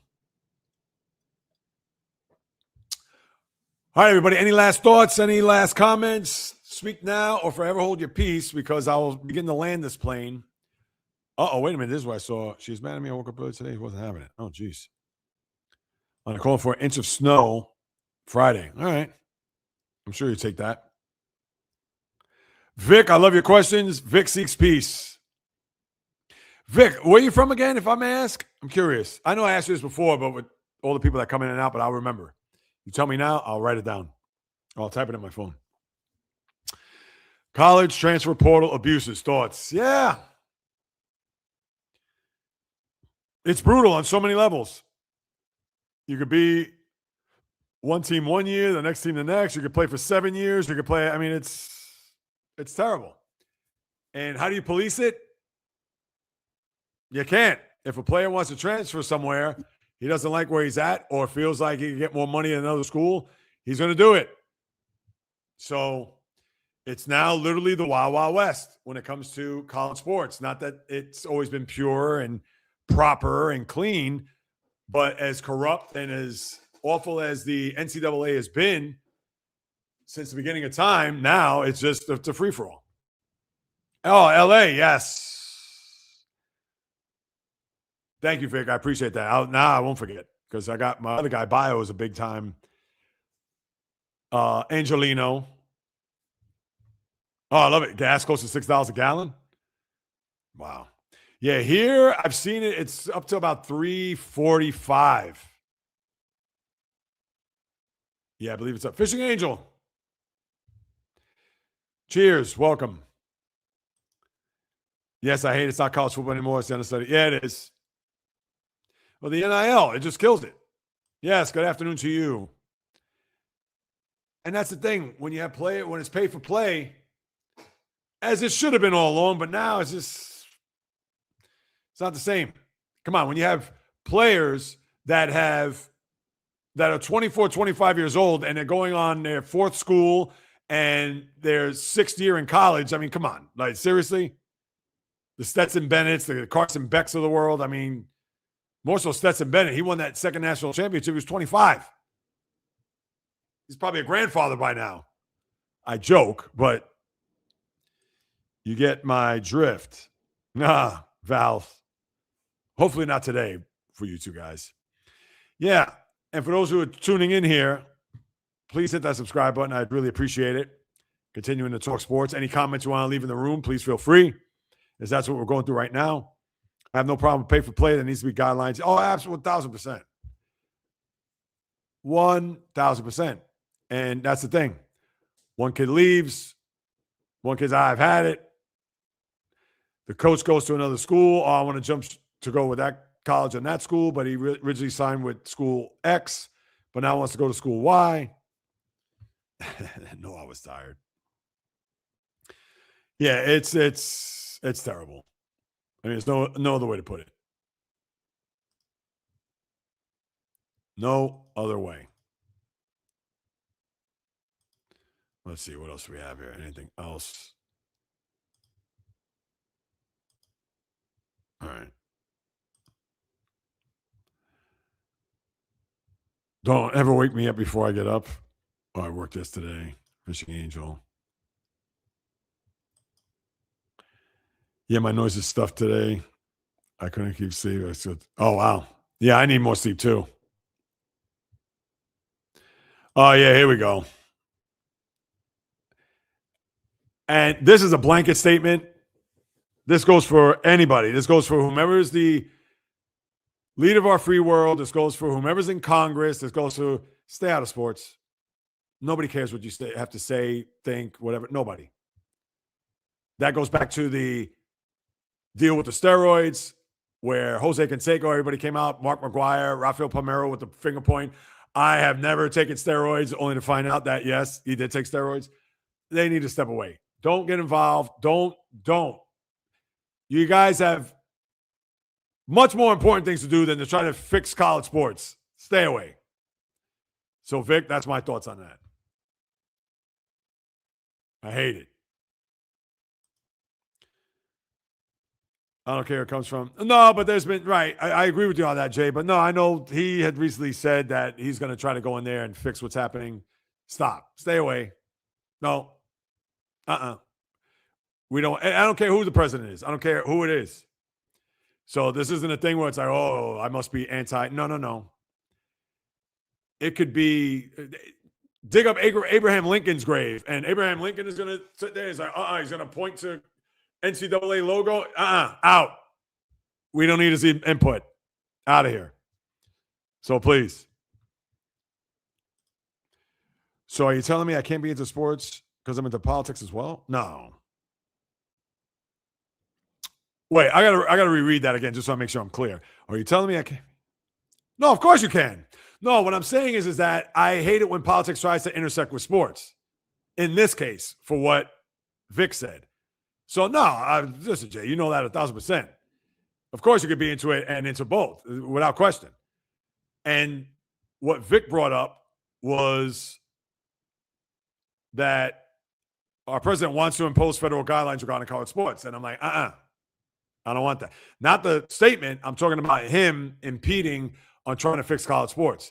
I don't care who the politician is. I don't care if it's a group of Congress. I don't care if it's a local mayor. I don't care. Stay away. Stay away. So, I'm so sick of hearing all this crap. So, oh yeah, and you're going to see a lot of the Oscars on what you call it. Oh yeah, no, absolutely, Jay. No, I'd be a nut job. Just like yesterday when I told you, I said, "Oh, that's not good news." I mean, I was reading a 0 for Mexico, and I'm thinking like, "Oh, wait a minute, that's not good news because they got to score less than 4 runs." But obviously, if they lose the game, that was I don't know. My brain just saw that, and I was like, "Oh, wait." But no, going back to what Fishing Angel said. Sick of hearing all this crap. I know. I mean, listen.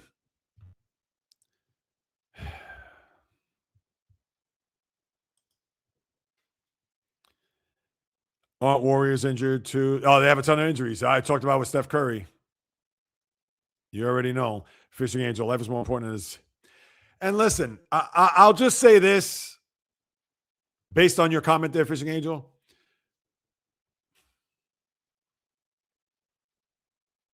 I understand people are going to have their platforms and stances, whatever, and that's fine. I get it. I understand the Oscars. They want to take the chance to whatever. Okay. It's not like we want to ignore it or sweep it under the rug. It has nothing to do with that. And obviously we talk sports. I get it. But the only thing that I could tell people that get so wrapped up in that, there isn't anything that we could do. Yeah, I understand when it comes to like the voting, whatever, but that's a whole other story. All you got to do is just try to lead your life with as much positivity, goodwill. Yeah, you got to think about yourselves, take care of yourselves, whatever, but you also think about the people around you because we share this planet. And I'm not trying to say you got to be on beck and call to everybody around you, your neighbors, your community, etc. But it is nice to know that, hey, if you bump into somebody on the street and you, hey, hi, how are you, whatever, or whatever, that people can be cordial, people can get along, people, it's not about, oh, I don't know you, so, or hey, I can't stand that guy, or these set of people. Seriously, I mean, come on. Like, what are we doing? Val B, true. 6 likes. All right, Vic, what you got? Should high school athletes stick to one sport, play multiple sports like back in? No, play multiple sports. Play multiple sports. Now, if they get to one that they stick with and they feel like they could do well, great. I think play more sports. And I thought it was interesting. I had in the podcast pregame, which comes at you every Monday and Thursday, roughly 9:30, 9:45 today. I was actually later than that. But Bawana, who was in the room earlier, he had come out and said something about participation trophies. And I said, To me, I don't like that theory, philosophy, whatever you want to call it, because when you play sports is what builds character. And in order to build that character, you have to show that there is a winner and a loser. Not like, oh, well, everybody played today, so here's a Tootsie Roll. Oh, hey, everybody played again. Everybody has a pizza party. No, not with that. You play to win. If you lose, learn from it. That's it. Just like in life, or I said it before on the live stream earlier. I came out, that's like me coming out and saying, oh, well, I've had a podcast for 8 years and I've had my YouTube channel now consistent for 3 years. How come I don't have a sponsor? Oh, I want a sponsor. Wah. No. Got to earn this sucker. I got to keep working. And until I start earning it, then people can say, wow, I can't expect handouts. I can't expect because I'm on here. I could be on 7 days a week, 3 hours a day. And mind you, this month I'm doing my 31 days of live stream, which obviously I'm doing right now. But my point is that I could do live streams from here to the end of the year and not get one sponsor deal. And then on January 1st, cry about it. Oh, I was on every day. So I got to work harder. That's it. That's why I can't stand participation trophies. Uh-oh, let me see this. J-Rod. For real. I watched the video yesterday of a female.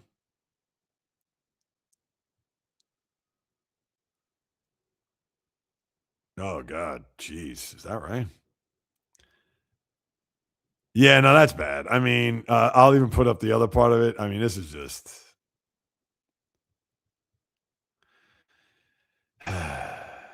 No, you didn't upset me, Fishing Angel. Not at all.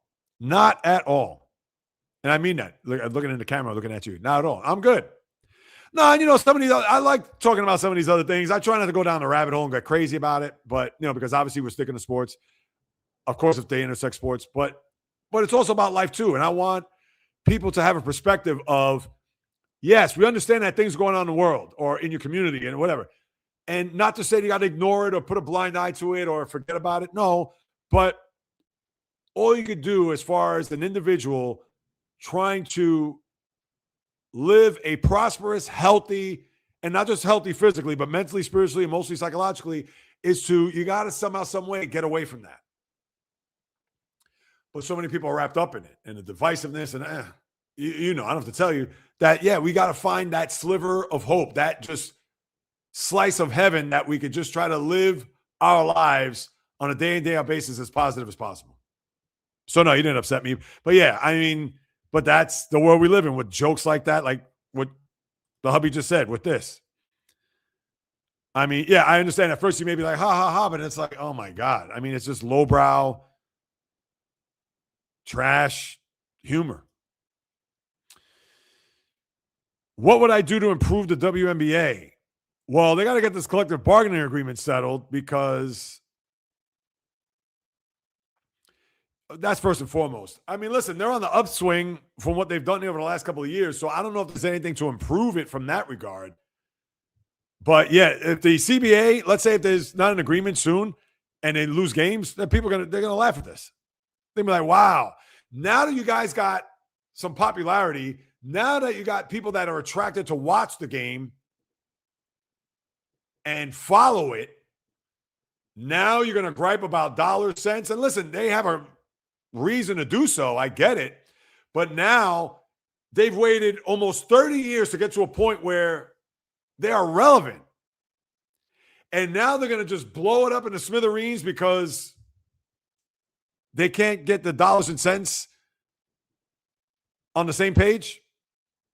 So to me, they got to, if they fix this current CBA right now, they're all right. I don't know what they can do to improve it, to be honest, but I can tell you what they can do to destroy it, to miss games and lose the trust of their fans, a la the baseball strike on 94. And obviously, WNBA isn't anywhere close to Major League Baseball. So, yes, you are, Val, and I appreciate that. Hey, Mark Sammons, Darryl Strawberry, really? Yeah, why not? Let's talk baseball. What do you want to talk about? And yeah, Darryl Strawberry is my favorite player growing up as a Met, 1983 to 1990. It was no joke. Oh, no, I understand, but the girl was, yeah, call it disgusting. Yeah, I mean, but she was trying to be silly. Hey, I'm walking by bread fat. I mean, ay. And that's not you. That's just a joke. That's why I. Who's watching baseball? I am. That's right. His birthday is today. Shout out to Darryl Strawberry. I think he's now what? I think he's 65. He was 161? No, hold on. No. He came up in 83. He was drafted in 80 as 18. No, I think he's actually born 63. So he may be 63.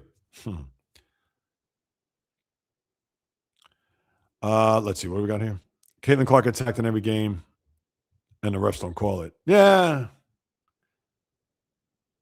No, I'm not watching WNBA on a consistent basis, but I know she's gotten into it, Angel Reese and a lot of other players, I don't know if there's jealousy involved. Probably part of it is. How many? Not watching a lot. I probably should watch more than I should, but I got to follow it. It's what I talk about. Yes, I am. Basketball too. I watch a few games. Anything I find on Xfinity Stream Cable. Good for you there, Val. Good sports fan. Said it referring to NBA. Don't put words in my mouth. No. Oh no. Hey, listen.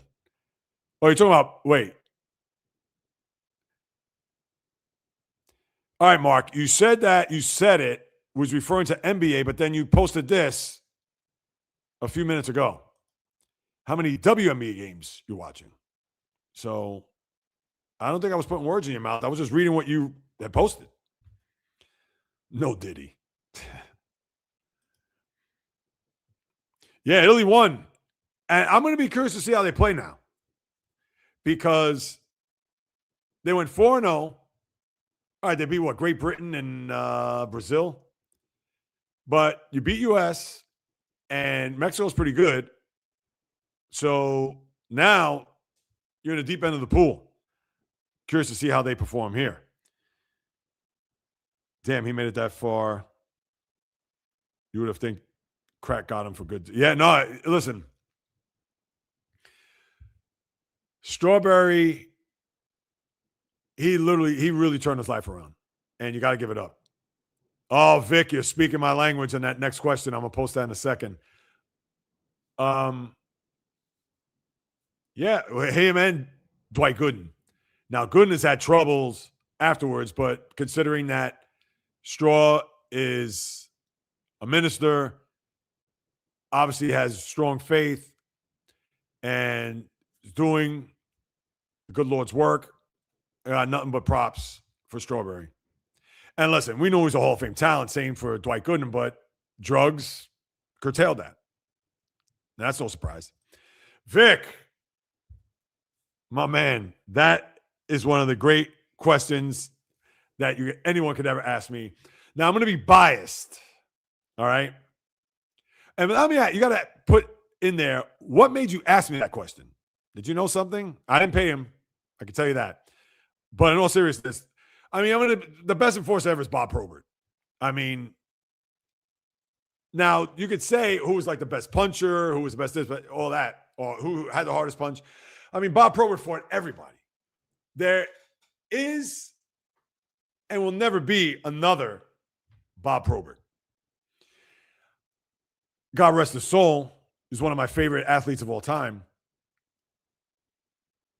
I'm just like staring into space right now, just thinking about him. And actually, if you want to go back on the channel, Vic, and maybe that's how you brought this up, I have had a couple of experiences with Bob Probert that I put as a vlog on the channel, if you want to go back and check it out. He was great. And that era, the 70s, 80s, and 90s, come on. You can't even debate. That was the best as far as fights go. But I could tell you a few other guys who I loved. Probert's number one. Another personal favorite was Darren Kimball. Didn't have a long career. Played on a lot of teams, though. But that guy, he threw with ferocity.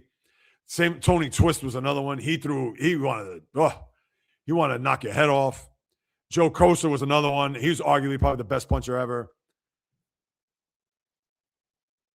Dave Brown was another one. Dave Brown was a guy that was 6'5", left-handed, a giraffe. Jay Miller was another. I love John Kordick. He was another one. Kordick was a lefty, though. He didn't throw with both hands.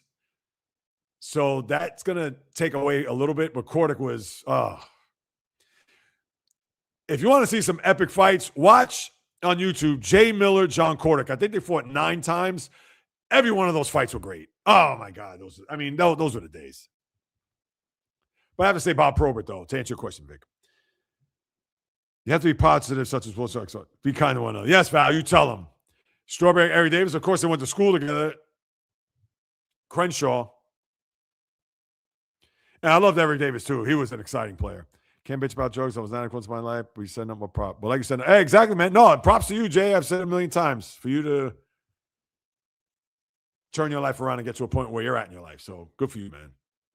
One more time. Good for you. Mark, Paul O'Neill, which was great. Eric Davis in prime was greatest baseball. You think Eric Davis in his prime was the greatest baseball player? Paul O'Neill said that Eric Davis in his prime. And O'Neill was on that Reds team in 90, won a World Series. Eric Davis for about a 5-year period was excellent. Power, speed. 1 year, I think he had like 37 homers and 50 steals. I think it was in 87. Let me look that up. Yeah, no, he was great. Hall of Fame talent, but then he ruptured I think it was his spleen or his kidney when he made that catch in Game 4 of the World Series. And then Mark Schott didn't want to get him on a private plane. He had to go. That was weird, but yeah. And Eric Davis is not a Hall of Famer, by the way, despite that 1 year. Let me see. Yeah, that was in 87. Only 2 All-Star teams. Wow. 87. He was 37-100, and he was a leadoff hitter, I might add. 50 steals, 293, 399 on base, 593 slugging, almost 1,000 OPS. What was he in the MVP that year? Man, get this out of here. He had to be second. Who was 87? 87 I had to guess, right? Oh, he was ninth in the MVP that year? Jeez. Let me think. Who was MVP? 87? Oh, I was Andre Dawson. Last place Cub team. Yep. Ozzie Smith second. Wow. Davis, ninth. Strawberry was ahead of him. Yeah, Dawson, 49-137, batted 287, but the Cubs went last place that year. And Ozzie Smith was second. Here's Ozzie Smith's numbers for that year. You're going to fall out of your chair when you hear this. 158 games, had 104 runs scored, 182 hits, batted 303, which he became a better hitter as he was a terrible hitter early on. 392 on base, which is excellent. 383 slugging. Obviously, he didn't have a lot of power numbers. 775 OPS. He had 75 RBIs, no home runs. I remember that 1 year that Tom Herr. I got my name mixed up. Tom Herr, second baseman. He had 8 homers and 108 RBIs. Very rare for a player to get less than 10 home runs and over 100 RBIs. Think about that. Omar Shika. Missed Tuesday Night Lights. Yes, you are, Fishing Angel, and I definitely get that. I get that vibe just through the chat, which is fantastic, and I love that. You know that. And, of course, to your spouse as well. I feel the love, all that. All right, so you typed in this name, Mark Salmons, and I didn't even know who this guy was. And you probably think I should have known who this guy was. Omar Shika, born February 20th, 1977. That's actually the same birthday as Stephon Marbury. And the same year he was born, too, by the way. Yeah, he went out to beat Antonio Tarver, who's a clown. Yeah, it's so funny. This name, Omar Shika, and at that point, boxing. But that was a good one. You got me with that one. Missed Tuesday Night Fights. I haven't seen a yellow Powerade in any store like a month. What the hell's going on? Yellow Power. What's that? The orange one? Or was that the orange? That would be orange. No, yellow's lemon lime, right? I don't even know. I haven't had Powerade in a minute. If we have more kindness in this world, without question. Without question. Oh, injuries there, Mark? Yeah. Injuries with Omar Shika? Oh, Eric Davis. You mean Bio? Yes, he was in that 87 year. Yep. Absolutely. I remember. The Wizard. Yeah, the USA Tuesday Night Fights. I remember that. No clue, right? Excuses. I come with facts. Oh, what's the excuse? Omar Shika, the name didn't ring a bell, and I should have known him, but I'm admitting it. Hey, listen, I have no excuses here. Just like you come with facts, I come correct too. I remember the USA Tuesday Night Fights. I don't recall Omar Shika's name for whatever the reason. And boxing, That was late 90s into 2000s, even though I know, I saw Antonio Tarver's name, which I wasn't a fan of. But I'm glad. Keep coming with facts. I love it. All right, I got to get back to this question by Vic. Yeah, a knickerbocker is, it's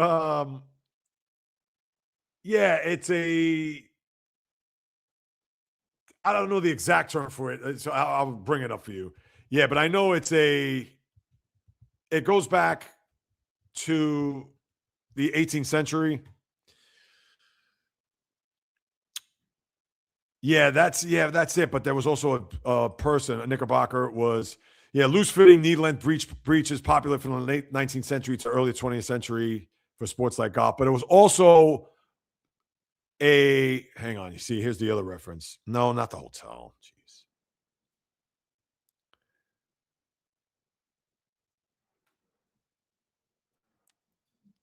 Yeah, originating from the 17th century Dutch settlers who wore that, and they fell out of style in the 30s. So for those who were around in that time, the people who wore those were called knickerbockers. Not only the clothing, but also the people that wore them. But you said best New York basketball player ever.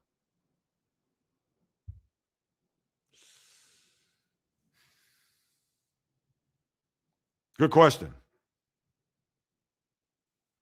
Now, you're just saying basketball player because there's a lot of basketball players that never made it to the NBA that could hold that distinction. So, I'm just trying to think. I was going to pull up some names here, but I'm going to hold off. Yeah, I think, now that I think about it, it's a slam dunk. The best New York basketball player ever is Kareem. He went to Power Memorial in Manhattan, was no longer there, but actually played basketball in the Bronx with my cousin's father. May he rest in peace, John Valadares. And I believe he's actually from the Bronx, if I'm not mistaken. No, I think he's from Harlem. Hold on, let me see, Kareem. Yeah, because when I was thinking basketball, I was thinking about players like Pee Wee Kirkland and Fly Williams. Those are playground players, which they got in a lot of pub, but obviously never played professionally. Yeah, he was born in New York City, so I think he was Harlem, though. Hold on. Yep, he was born in Harlem. But he played basketball in the Bronx, and that's why I know. Yeah, it's Kareem.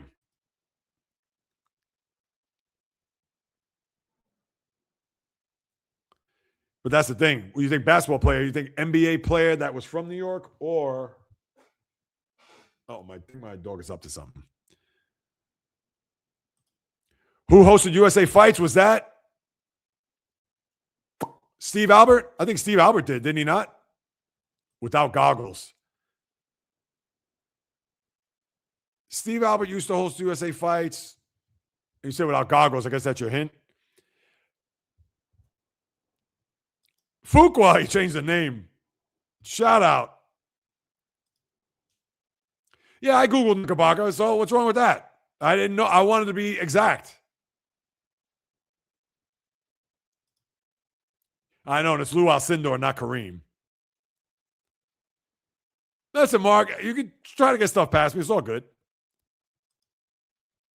Now, you're talking about New York Knicks player, Patrick? You're talking about New York. I see that. I would disagree with you. The best, and there's no, I know he's got the most points, blah, blah, blah. I think if you ask me, the greatest Knick is Walt Clyde Frazier. I mean, come on. And I don't even need to look that up. So, Walt Clyde Frazier is, and you can debate that all you want. And if you want, you can look him up. Look up his Game 7. Do you know his Game 7 off the top of your head? Game 7, 1970 finals. Sorry, Bio, not to bring that up. And what he did in that game. So, yeah. Come on, Mark. We can, and this is fun. This is nothing personal, just friendly banter. Back and forth. Let's go. If you watch my live stream prior to this, my competitive nature, now you just got my competitive juices going. Patrick Ewing is up there. He's on Mount Rushmore of the Knicks, but he's not the greatest Knick of all time. Not even close.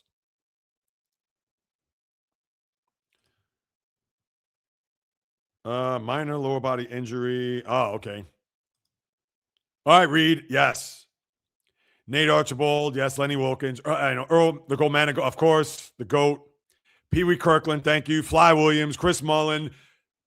Julius Erving. Now, he's from Long Island, but you got to throw him in there. You could even put Kenny Anderson if you want. You could put, I know not Mark Jackson. You're talking about point guards now. I mean, listen, there's a million players. Good one with Chris Mullen. I mentioned Pee Wee Kirkland. Yeah. And it's funny because I didn't think Kareem until afterwards. It's like, wait a minute. So, yeah. Latrell Sprewell. Yep. Jordan was born in Brooklyn, technically from New York. Teams are from.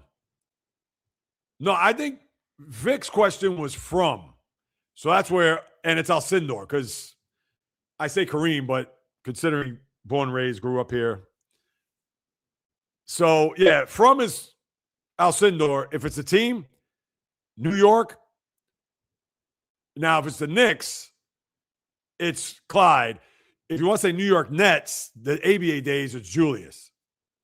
But obviously, we're not using that. Jordan was born in Brooklyn. That is a fact. Yep, he's from Harlem. Yes, we know that bio. Absolutely. Best NFL quarterback other than Tom Brady? Yeah, I'd say Montana. Or you want to say Johnny Unitas. Oh, now you Ray for Alston skipped to my loot. Oh, God, Sham God, of course. Yes. Good ones, Reed. I love it. 100%.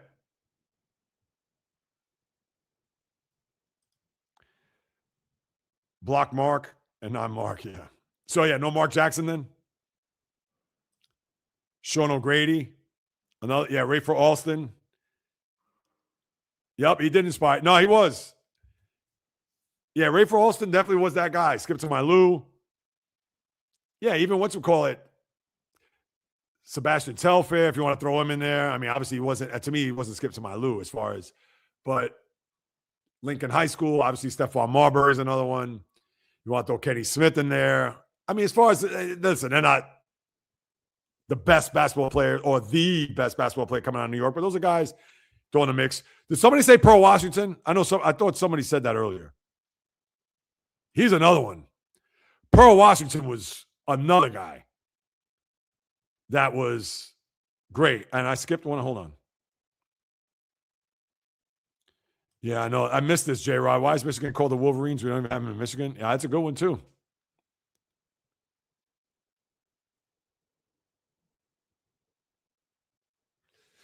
Yeah, God Sham God was no joke either.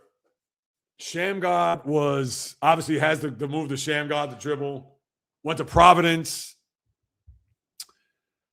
Played 2 years. Didn't really have much of an NBA career. Now he's an assistant. Where's he an assistant on? I know he's an assistant on, is it Phoenix maybe? I forgot. Yeah, God Sham God. Yeah, he's another one too, though. I love this. This is good stuff. Willis Reed at center had a better career than Patrick Ewing. He did. Willis Reed won an MVP. Obviously won 2 titles. So, yeah, Patrick Ewing never won an MVP. So, you're right about that. You already knew he did, Mark? Okay. Put TK Kirkland on your list. Who knows?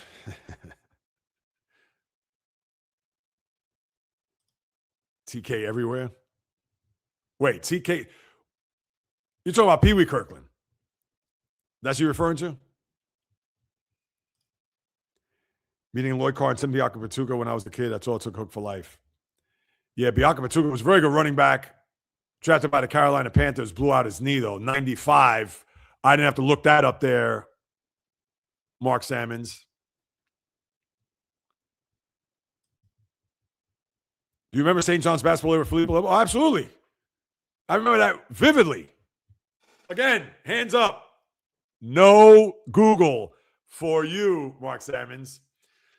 Felipe Lopez was all the rage in New York. Went to Rice High School. Everybody thought he was going to be the next superstar. Had outside game, slasher to the basket. He came in the same year in the Big East as Allen Iverson, which was a no-no because Allen Iverson was Big East Player of the Year, not Felipe Lopez. And Iverson, as we all know, the next year, after a sophomore year, then went to the NBA, where Lopez, I believe he stayed all 4 years, had a decent college career, not a great one, and he got drafted and really did nothing in the NBA. They actually have a 30 for 30 on him, which was actually pretty good. Very humble kid. But yeah, he had all the newspaper clippings of success early on. Hey, everybody thought had a rock star image and everything, but amounted to nothing. Touchdown to everybody. Oh, here we go. He's coming at me. No, TK Kirkland, wake up. And then he goes, why would I block you? Kind of schooling me. Did you know who Tim Biakabatuka was? Answer that to me, Mark. Did you know what school he went to? Felipe Lopez, Rice High School, TK Kirkland. You know, now I'm going to look him up. I want to know what TK Kirkland is. An actor. Okay.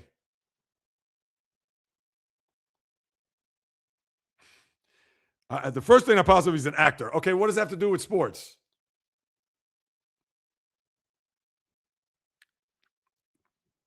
Official comedian. All right, now Mark is just being silly. He says, hey, listen, now you're talking comedians. I mean, come on. Yes, absolutely, Foucault.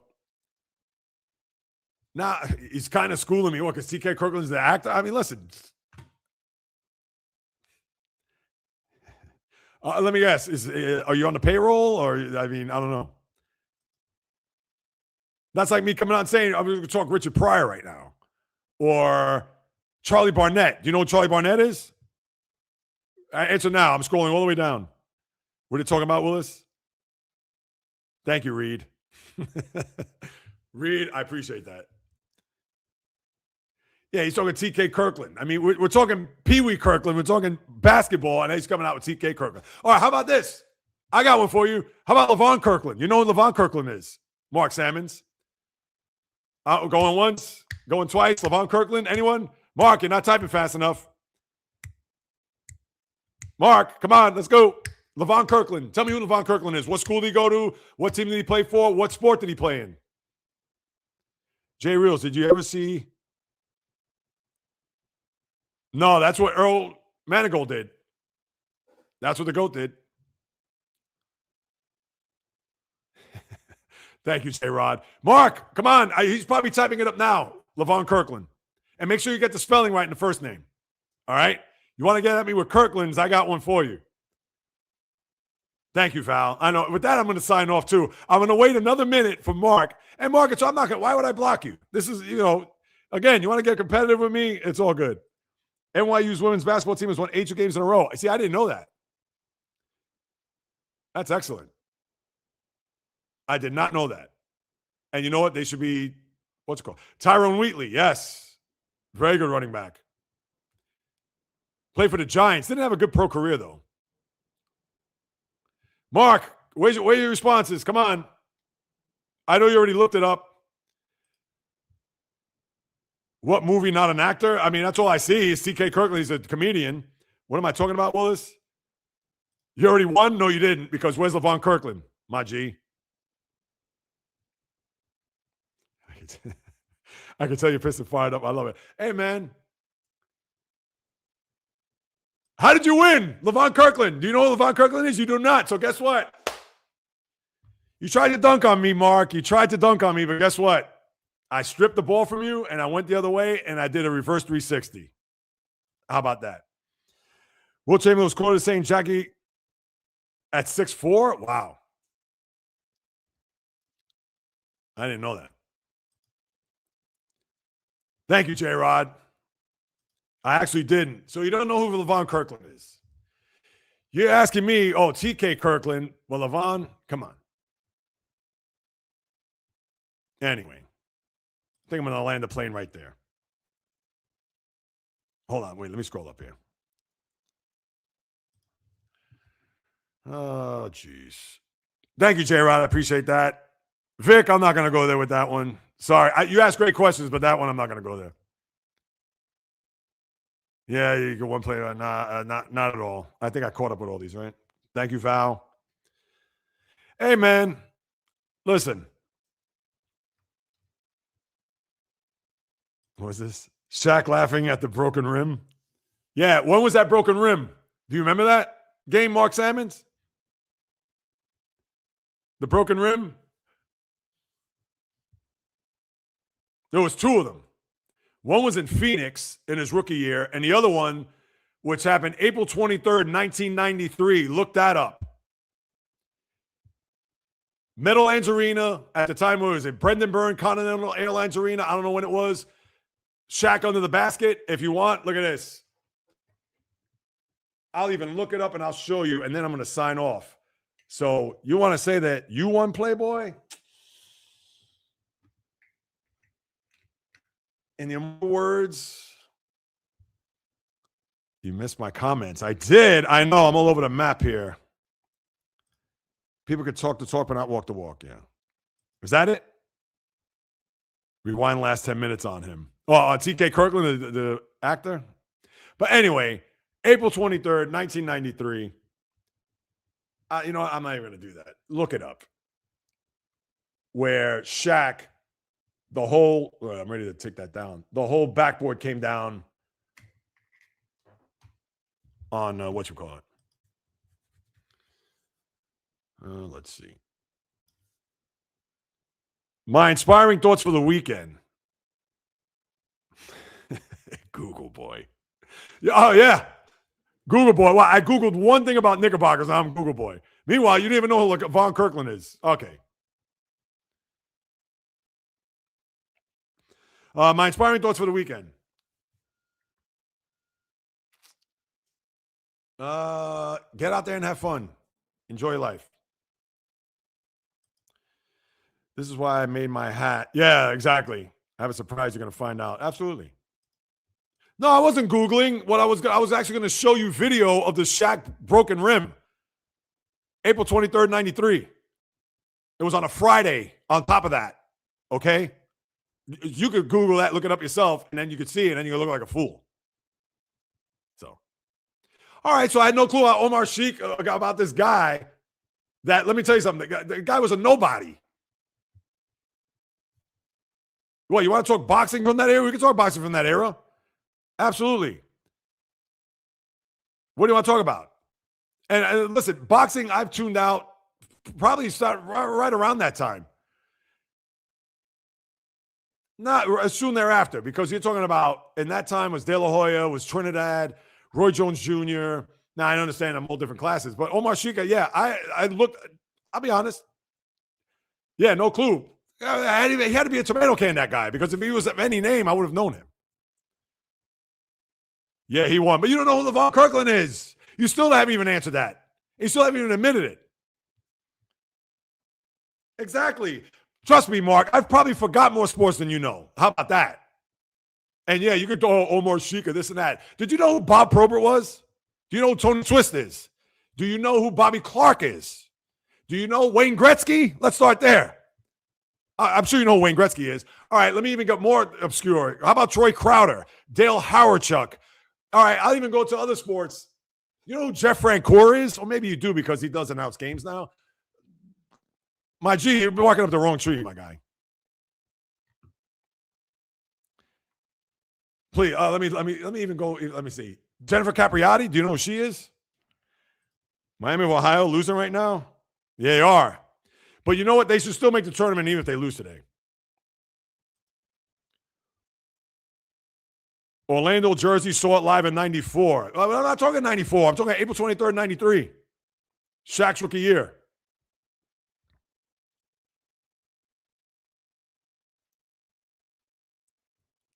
So, no, you're wrong. But they still make the big tournament. I think they do.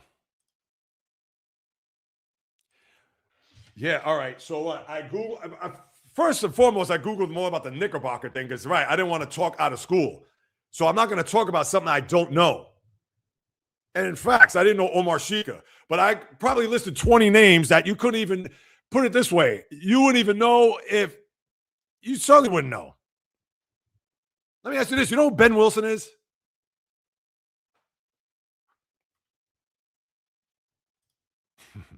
All right. Hey, you know what? He got me. He did get me because he got me all riled up. But guess what? He's talking women's tennis. Whoa, he knows Jennifer Capriati. Wow. You don't know who Bob Probert, Ben Wilson, Wendell Clark, you don't know who those guys are, though. All right, you hate tennis, but you know who Jennifer Capriati is. All right, Aranxa Sanchez Vicario, you know who she is, right? Yeah, legendary because she started at 14 and she only won 2 Grand Slams. I could ask you that, how many Grand Slams she won, but that's all right. Yeah, who knows? I probably mentioned Jennifer Capriati. He was probably Googling behind the scenes. No, but he got me. He got me riled up, but it's all good. I'm loving it. But again, I gave him names that he's silent.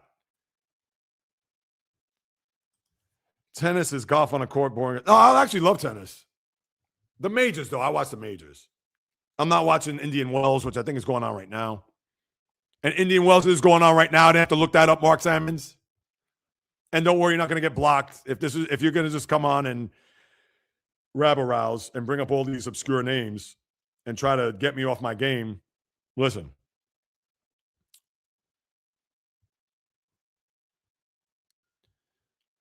What's this? Obviously, you Google because you don't know your facts, Mark Salmons. Well, yeah, obviously, he didn't know the guys that the 15 players that I mentioned in a particular sport that he didn't know.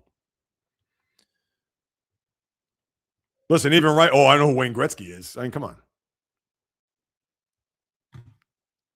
So anyway, yeah, let me land this plane because I haven't eaten and I've been talking for 3 straight hours, which is fine. You know me, I can talk for 10 hours. And Mark, thank you for your contribution today. And I mean that sincerely. I really, truly do. Because I will never, as long as I'm on this microphone camera, I will never, ever back away from a debate, from whatever. And if I don't know something, I'm going to admit it. I am as transparent, whatever it could be. I'm not going to cover up whatever. 1,000%. So, all right, Fishing Angel. Yes. Likewise. I'm going to sign off in a couple minutes anyway.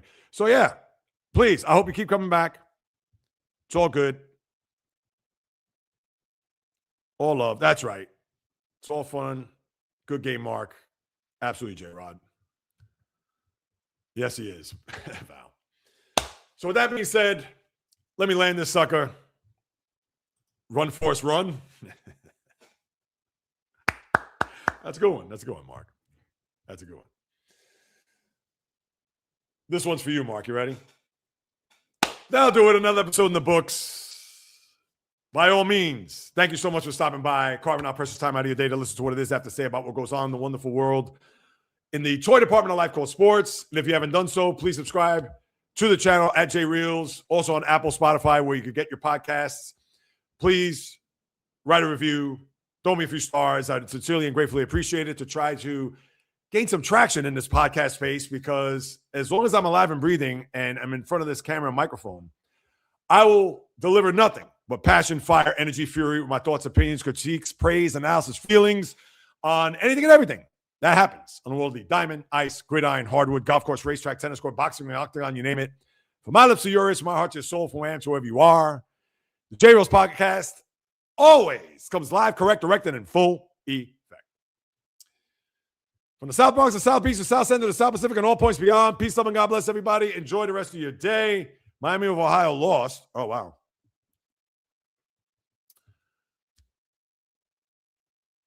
And until next time on the JAYREELZ podcast, on the flip, baby. Hang on. I'll go back and look at you. What was this you said here? Read my comment after hate tennis.